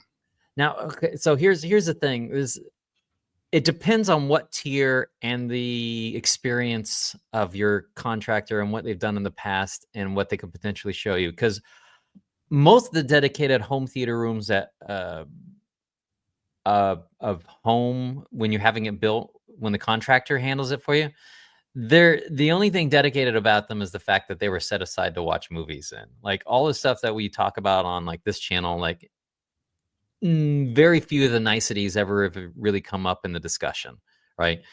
I didn't run across anything in my search when we had our house built in our price range that I would have considered wanting them to handle it. Like I would have been way more comfortable subcontracting it out and watching the people myself, and then just like posting on AVS forum every month or two and saying, all right, they did this. This is the next step. Is there anything I should make sure that they handle? And I'm not kidding. That's going to beat a lot of contractors' experience because going bespoke and going outside of the box, it's hard to do. And I'm not saying that, these people are doing a bad job or anything like that, but a phrase that I use a lot these days, for a lot of those people, it's Tuesday, right? To quote the magnificent cinema masterpiece Street Fighter starring Jean-Claude Van Damme. But yeah, like it's like it's Tuesday where like it's just another day for them, and they're just trying to do the same job that they did last week, which is the same job that they did the week before, which is the same job that they did the week before. So you do want to be careful with the parade of homes type theaters that are out there. Now, some of them might actually find an actual theater designer, find an actual acoustician, find an actual builder who only does theater rooms for that particular room. But there aren't that many like that. So I would guess that it's way more one and not the other. Yeah, I don't have any experience with that, so I haven't ever built a house. I haven't looked at house plans.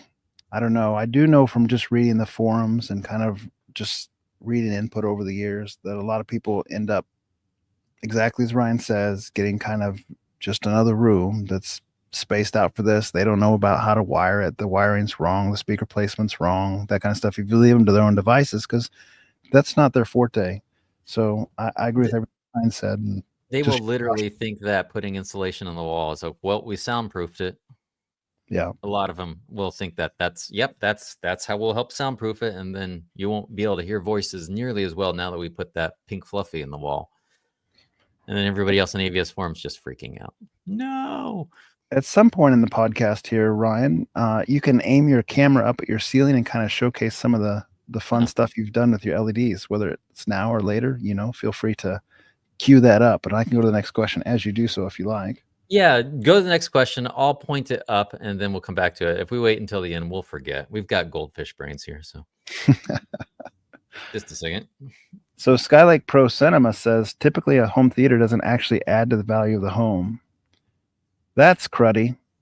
When we were looking for a house, it wasn't even a thing. Like, we didn't find a single one that had a home theater, and maybe it was the price range we were looking at, but that just wasn't a thing. They were not popular at that time. And that was only like 10 or 11 years ago. Probably a price range thing. Certainly I know in some very next tier or two up, that starts becoming more prevalent.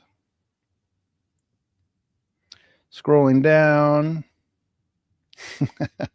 Home Theater Denmark. He tries to catch us, but we're abusive to him on the times that we start in his time zone. So he's going to bed. Thanks for joining us for a little while, man. Appreciate it. If you catch us on the replay. So Drop Zone 7, he was asking about the subs earlier. He had I think he was the one with the near field and the ported and the sealed question. Is that right? So he's looking at near field now. The behind the screen subs are behind the screen. And that's GSG audio. That is the BTS subs. Are the BTS subs, do they come in both sealed and ported, or do they come only in ported? They're the ones that I think are ported off to the side if they're ported, but do they only do ported? I can look that up. GSG audio plus BTS for behind the screen. Yeah, it actually looks like those are all. No, they have sealed, so that doesn't actually tell us whether it's sealed or ported behind the screen. They do have sealed behind the screen, so they have both kind.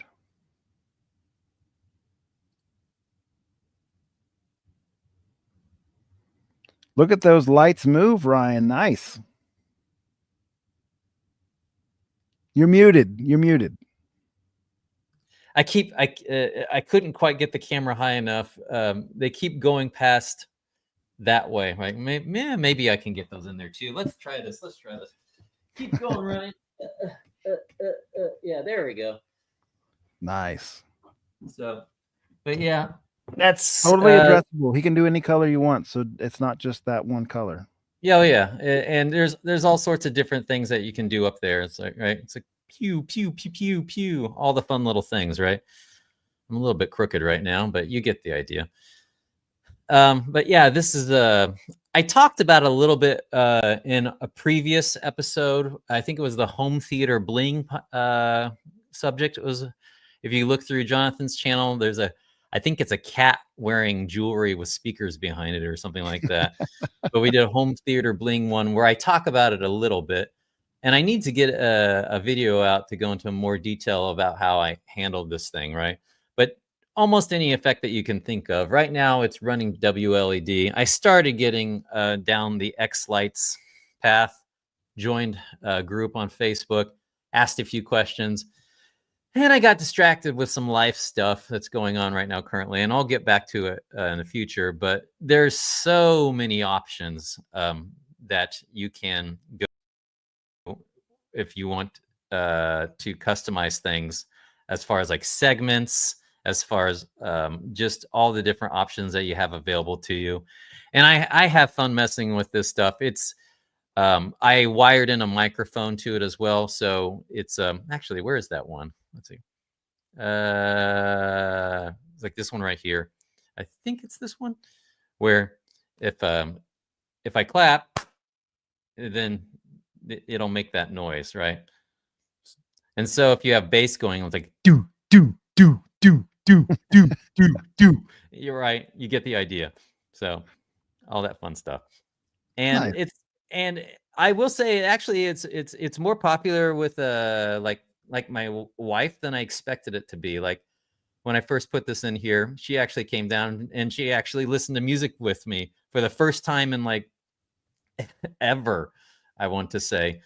And so it just adds a little bit extra something. I didn't want it to be gimmicky, right? And that can happen really easily if you're not careful, where you don't want it to like take over everything. So you have to be careful on what you decide to go too far in. So usually if I do demos and stuff like that, it's just a little bit of it. It's not like all in kind of thing. You just try to find like a happy medium for that kind of stuff. But yeah, this is just running on, I want to say, how many is it? There's 40 different segments in the room for LED segments. So it's actually quite a few hundred feet of LED strips. You wouldn't think it, but just one of these things, like going from here to there, just inside of this square is about 68, 69 inches long. And then it's got 4 sides, right? And then times that by 9 squares, and then all of a sudden you got quite a few linear feet going on. So there's a lot of power supplies hidden inside the room, all that good stuff. But yeah, you get the idea. Looks real good, man. All right. And I like how it ties into your speaker grills there on the side too. Yeah. Uniform. Yeah, the speaker grills, it goes all the way around, and then of course you can't see it, but the front screen wall, of course, is lit up behind the screen as well too. So yeah. All right, I'm gonna mute myself and switch back. That was a lot of time invested for him to kind of get that going, reading and knowledge seeking and soldering and the whole bit. All do it yourself. It wasn't kits that are ready accessible off the market. He had to build that from the ground up. And hats off to him because it looks really nice. Scrolling down, looking for some more comments. This is back to the JVC comment. It says he replaces his bulb every 1,000 hours. That's pretty much what you read on the forums, that the JVC bulbs have diminished enough by about 1,000 hours that you need to replace them. A lot of talk on that Theory Audio, some talk on JTR.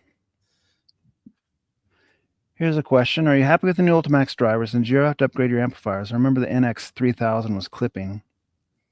So I ended up using the NX3000 in bridged mode, and it's assigned to a single one of my near field subs on the back row, and it's plenty capable. I'm not running it to the limits like that. When I did the NX3000 clipping, it was trying to take it to the extreme limit to just see what the subwoofer driver was capable of. I actually ran out of amp before I ran out of driver. Yes, I'm happy with the new Ultimax drivers. They are a little bit more sensitive than the old Ultimax drivers. I think about on the range of about 3 dB up at the upper frequencies, which may not be necessarily ideal for near field because I don't personally need extra SPL at the higher frequencies. I could DSP it out. I just haven't. I don't care that much. It's fine. If you were going to ABM a little bit, I think you could probably tell. But just now that a few months have passed, I just don't care. It's fine. They work great. They look pretty close to the same, close enough that if you're not inspecting them, you won't know. And they perform pretty close to the same too, at least in my experience. So I'm happy with them. They're a good value, great sub altogether. Okay, scrolling down. A lot of just banter back and forth about different options of speakers and styles. Banter is healthy. Steven says, I had 4 Ultimax 18s run off 2 Behringer NX 6000D. It doesn't clip. It's just the driver can take more power. I just don't need more power. We'll get a bigger sub for infrasonics. I certainly can make my Behringer amps clip all of them. I have 11 subs, 1118 Ultimax, and I have 6 NX amps. So there's 5 NX 6000s and 1 NX 3000, and they're all the digital DSP ones. So they're all the D. One driver per channel. And with the shelf that I'm applying, I'm putting 9 dB of boost down there. So I can make them clip. But that's just like if I'm going all the way up to really, really spirited listing and watching the Dune, what are those things called? Just the worm riding, that kind of scene. You can make them clip. Shai Halud. Yeah, and the clipping I engage, I have a limiter on there set to like 1650 watts, I think, per channel, and that eliminates power cycling, and it's a nice soft clip, like objectively a nice clipping mechanism. That's not a hard clip; it's a soft clip that doesn't square off the sine wave or whatnot. NOT, NYT on the forums tested it with a oscilloscope and proved out that it's a real nice power limiting measure. You can do that through the DSP software, put a soft limiter on it. Scrolling down, Marvin says, my Epson QB1000 throws a great HDR image and has more brightness at about 2400 lumens. That falls between the cost of an NZ500 and 700, and he's enjoying it a lot. Yeah, that's a real nice projector. I like that one a lot too. Everest 4K has a great Atmos track. Yeah, we kind of on the same comment there. That Everest movie, we sort of lost track of the discussion, but that had an incredible surround when they're up there in that storm in the mountains. It's very, very memorable. Talking about what scenes are memorable. That's one that sticks out in my mind for sure. Okay, so William says, if Epson doesn't release a follow-up to the LS12000 at a reasonable price with some real type of advancement like double the contrast, are they done being the budget darling?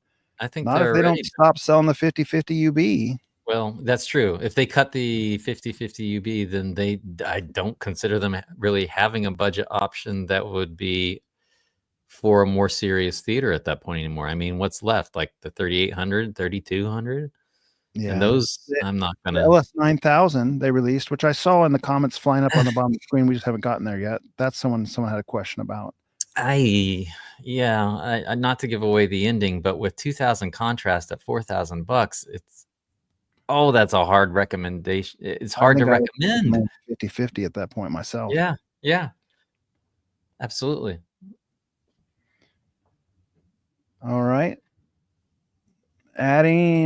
Add a video processor and a professional calibration to an NX projector, and it would rival an NZ model without. Yeah, I think so. You may not have the brightness and you won't have the laser dimming, but video processing is still beneficial even on a JVC if you're willing to spend that money. It's incremental. I'm not, in my opinion, it's not night and day, but it is an improvement. All right, here's the LS9000 question. Epson just released a new laser budget projector at 2000 lumens. This is the LS9000. Right.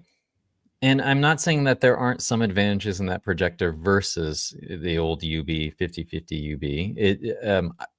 I assume it has the advantages of laser that enjoyed by the other projectors and being able to do full fade. I assume that it's a 4K pixel shifter instead of 2. But overall, I don't really understand the product either. Yeah. So it's so hard to recommend something.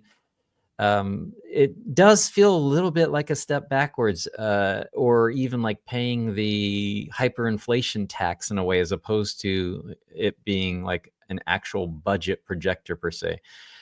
I don't think there are very many people walking around in the USA that if you stopped and said, "Hey, here's a budget projector for $4,000," and you're like, you and I understand that word very differently.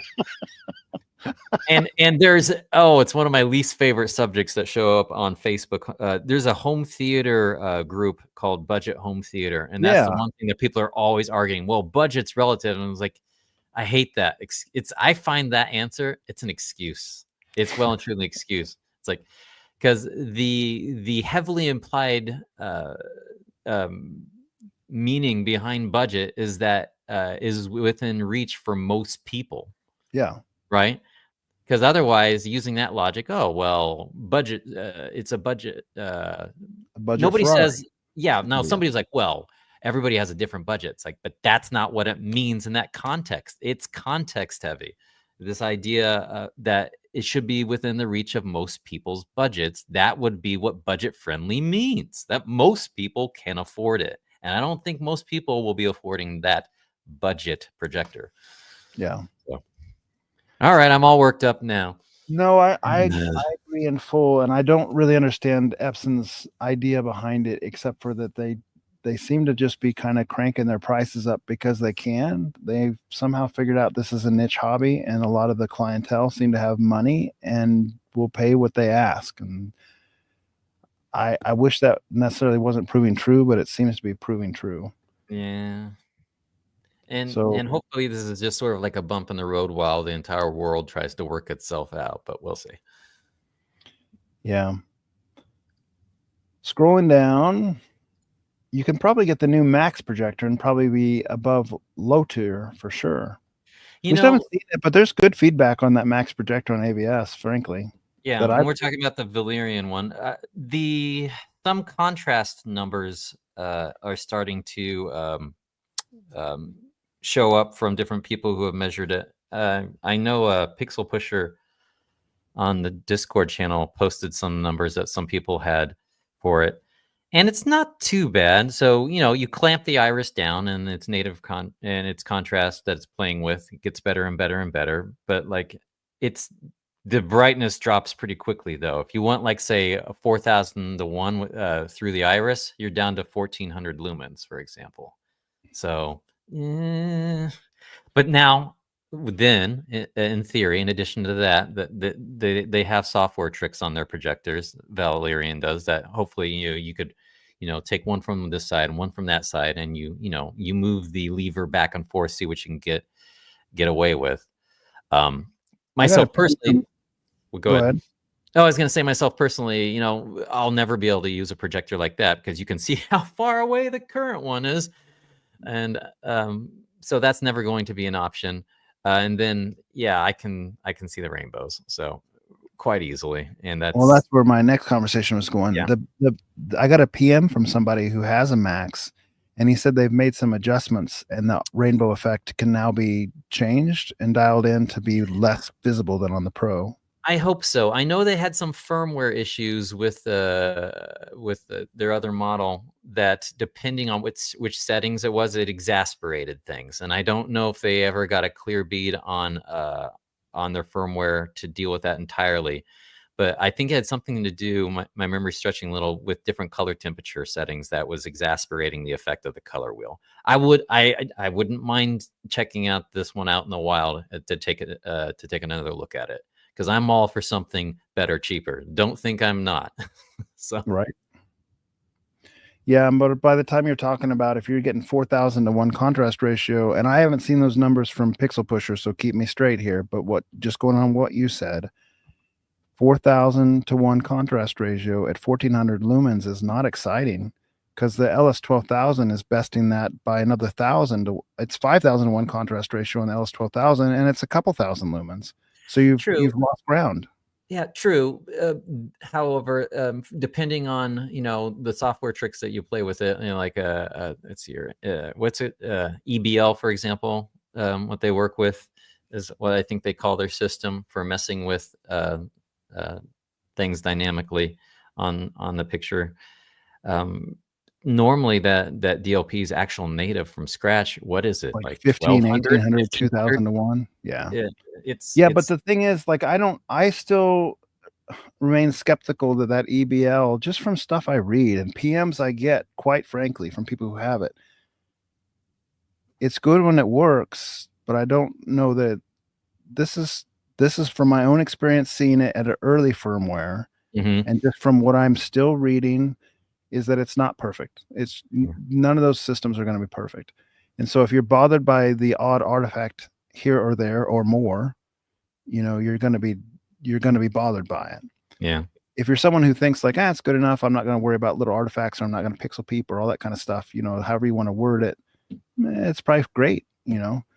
But there's technologies that don't rely on that kind of system, that dynamic system, that are a little bit less obtrusive if you're worried about those kind of artifacts.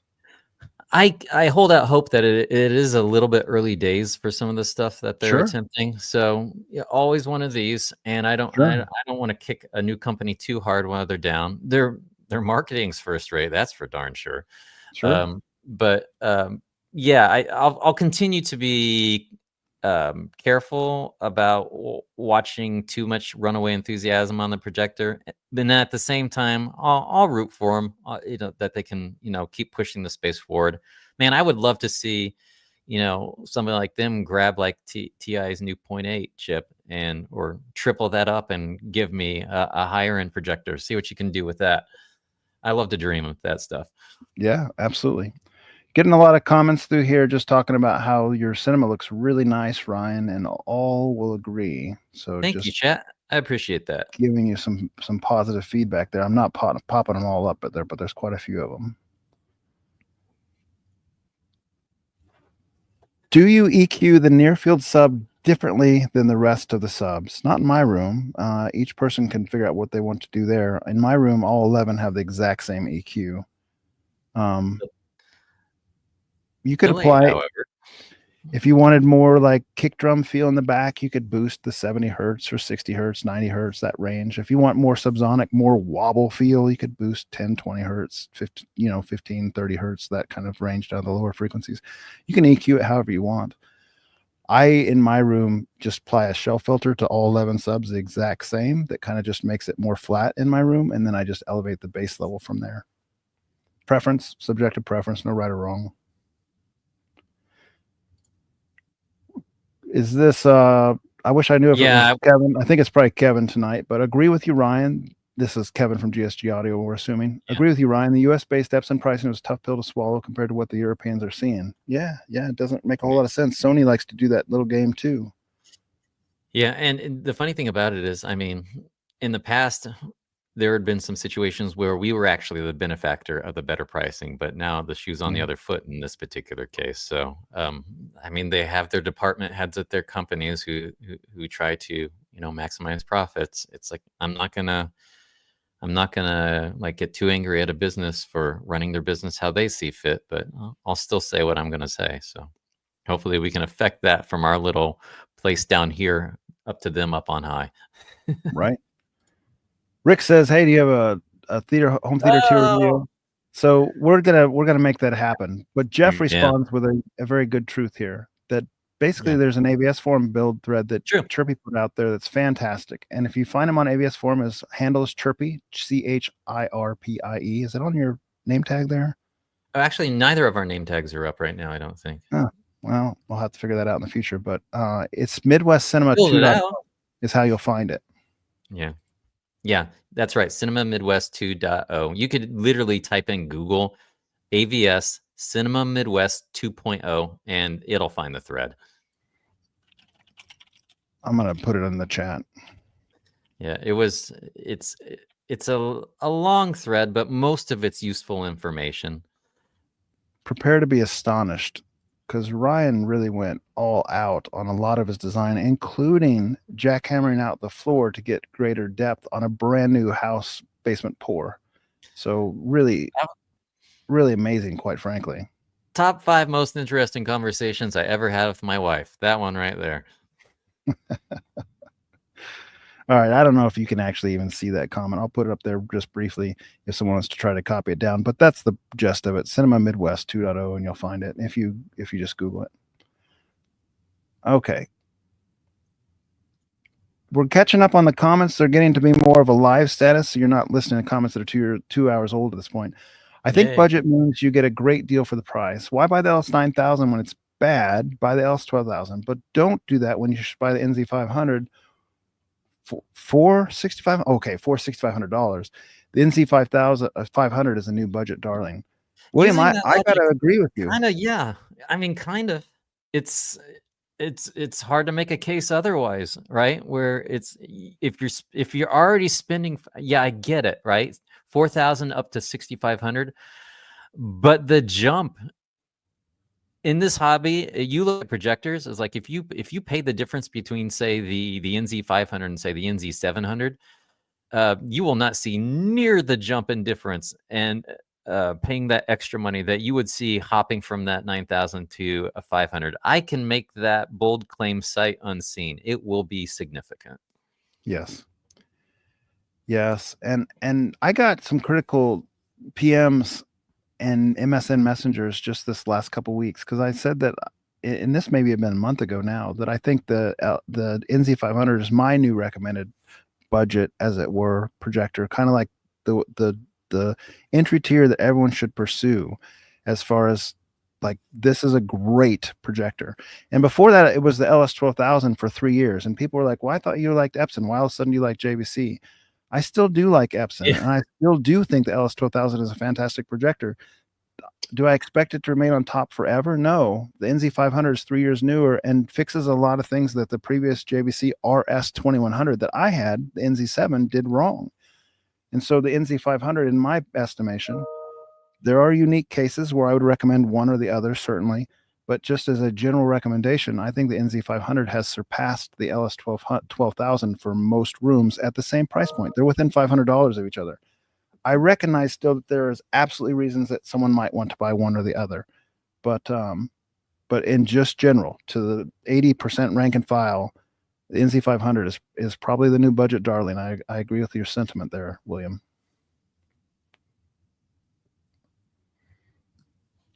Okay, next question. Can near-field subwoofers be detrimental if not used properly? And would a 12-inch entry-level subwoofer be suitable for near-field use?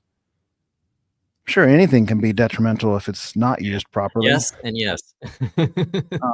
I think you'd have to try pretty hard to mess up a near-field sealed subwoofer because your auto EQ can set the distances and be accurate enough to really enjoy it. I don't think a 12-inch subwoofer is suitable for near field unless you mount it on the back of the chair. And I hope my brother-in-law is not watching this because he will be disappointed.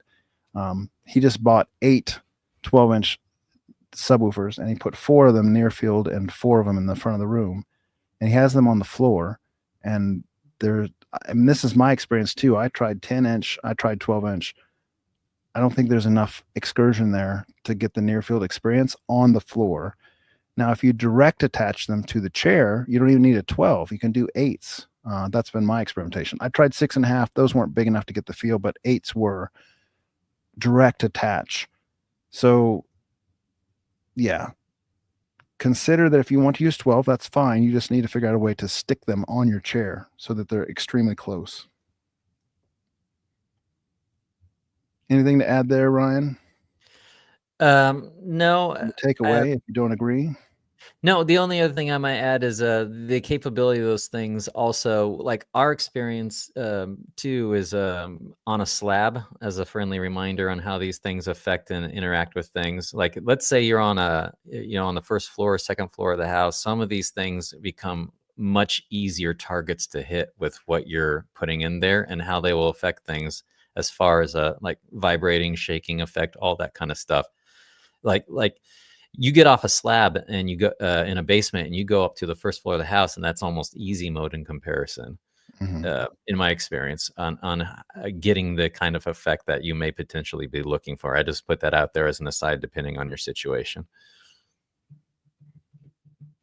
Yeah. Well, we actually, believe it or don't, caught up with all the questions. So the only thing we didn't touch on yet, I think, was that one little question about most vivid, memorable content you ever experienced in your theater.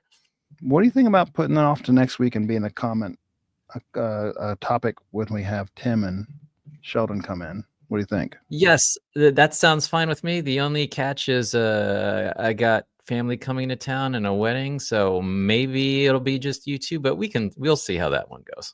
Yeah, well, we can also pick a date that we're all available. I think that'd be kind of a fun opening topic potentially. Yeah. Okay.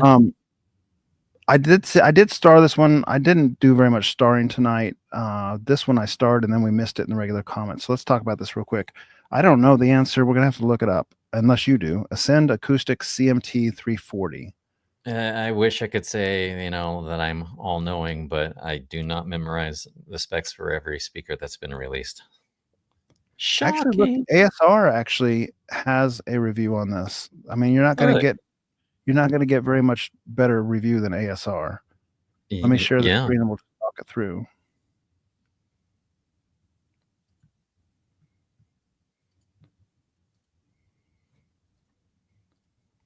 Okay, did it show up? Tell me if you can see it. Let's see here. For me, it is showing up. Okay.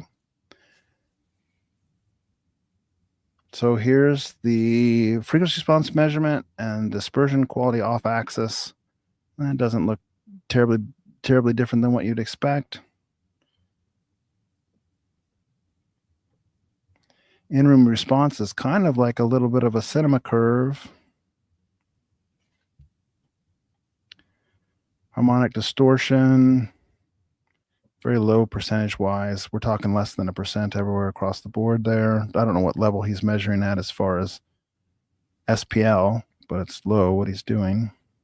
Is there a compression sweep? They don't usually do them very high, unfortunately. That's We too can bad. take a look and see how high he went. This is 90 dB sweep, but Yeah. reflections. I mean, you get 10 clip feet them. away, that'll go down fast. These are the off-axis. You can. Oh. They're not clearly everything's gray, but you can tell by the time just to read it. By the time you're 70 degrees off axis, you're losing so much high frequency energy. And that's not atypical based on this kind of speaker design.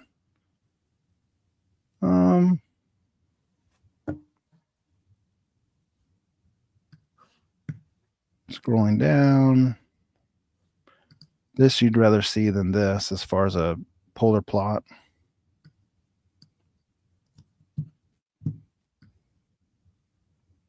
Yeah, I mean that doesn't look I don't see anything atypical here. No, I mean it's almost exactly what you'd expect to see for a driver configuration like that. Yeah, he's saying he doesn't recommend it per se, but you'd want to read this and kind of draw your own conclusions based on the data. That style MTM type thing is like a tried and true. It's been around for a lot of years.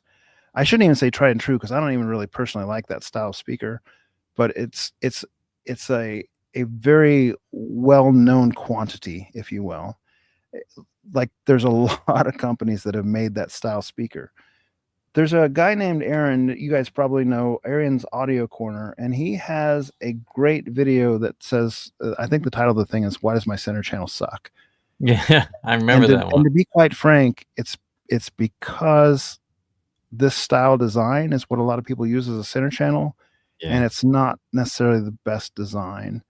And these things you can get from every manufacturer, so it's not like it's just what it is. It's just a really common design, but it's not the best style design. The MTM is what it's called. And frankly, watch that video and then kind of use that as something to kind of view this and other speakers like it with this style design through that lens. And I'm not saying good or bad. I'm just saying it is kind of just what you'd expect. And I'd throw the question back, why a center channel for surrounds, right? Back to the original question. So unless there is a specific reason, like you came across a screaming good deal, an MTM is a bit of a acknowledgement that you've handicapped yourself due to the placement necessary. And so going vertical, which I assume would happen if you're going to be using it for a surround, that wasn't the design intention, and you'd be better off with a tool that was meant for that situation. So unless there's a specific reason why you're going down that route, it wouldn't be better per se, just because, oh, well, that one's got 2 drivers versus a smaller bookshelf version, one that the manufacturer makes that's in the same series. In a lot of ways, it'll actually be worse.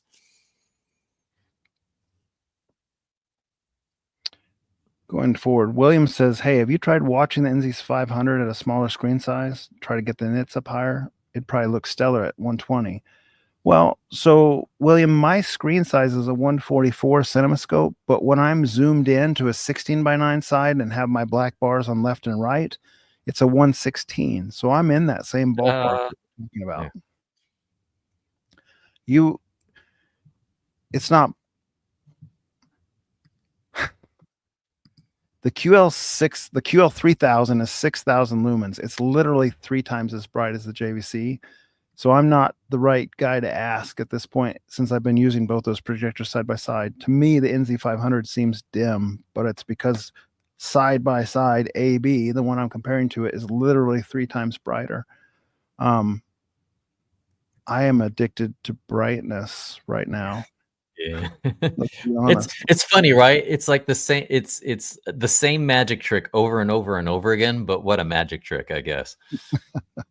I mean, I'm just sitting there, like I told you, I watched 3 hours of music this week, and I have my projector on the QL3000, and that 6,000 lumens is there on Apple Music, and those colors are swirling, and the bright white text is so bright and vivid and white, it's so punchy.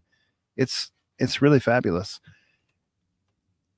And in a vacuum, without turning those things on side to side, the NZ500 is like nice and bright and what you're used to. Like 2,000 lumens is pretty standard in the projector world. But when you're comparing to something 3 times brighter, you would rather watch the 3 times brighter thing for most content. That's what I've kind of discovered. So is that one of those cases, Ryan? Are we backtracking off the original thing? Do we wish we didn't see that? I don't know. I'm enjoying both. They both have strengths. I'm having trouble getting rid of one of these projectors, to be frank. I mean, that's where I'm at. Like, my goal was never to have 2 projectors in here, but I bought another mount and I'm getting ready to hang the JVC, and I probably will have 2 projectors in here, which is sort of pulled a Sheldon. because they both have their strengths. If I'm gonna watch Alien Romulus, I'm going to watch it on the JVC because the black levels are far superior. And if I'm going to be watching music or sports or playing a video game or like watching a bright movie, I'm going to pick the Epson because 3 times brighter is mesmerizing, dang it. Speaking of which, there's a question that might dovetail in that pretty good. Did you spot that one on the 100-inch TV? Lighten it up now. Go ahead and read it. At 100 inches, would you rather have a TV with a great picture and mount the center underneath, or would you go with a projector and use an acoustically transparent screen? I got an opinion. Go for it. I'm a big audio buff. I love my projector, but the TV, it's not even hard to think about. It's like if you put a 100-inch projection right next to a 100-inch TV, and so long as you say, it's a great picture, it's too big of a gap. It's huge. And I would honestly, depending on the room, you probably still have a little bit of room left in the vertical to play a couple different tricks with how you would handle the center channel. It pains me to say that, but that's probably the move I would go with. Now, the weird thing about it is, like, one of the few things that I would actually, be thinking about for myself personally, the things that I would miss are things that other people might not even think about. Like, for example, if you have a TV, that means the lights can be on. If the lights can be on, that means the audience gets distracted more easily, pulls out their phone, more likely to pull out their phone, more likely to talk to each other. There are some things about the limitations of a projector that inadvertently make you concentrate more. But from a pure picture quality standpoint, the TV is going to completely crush the projector.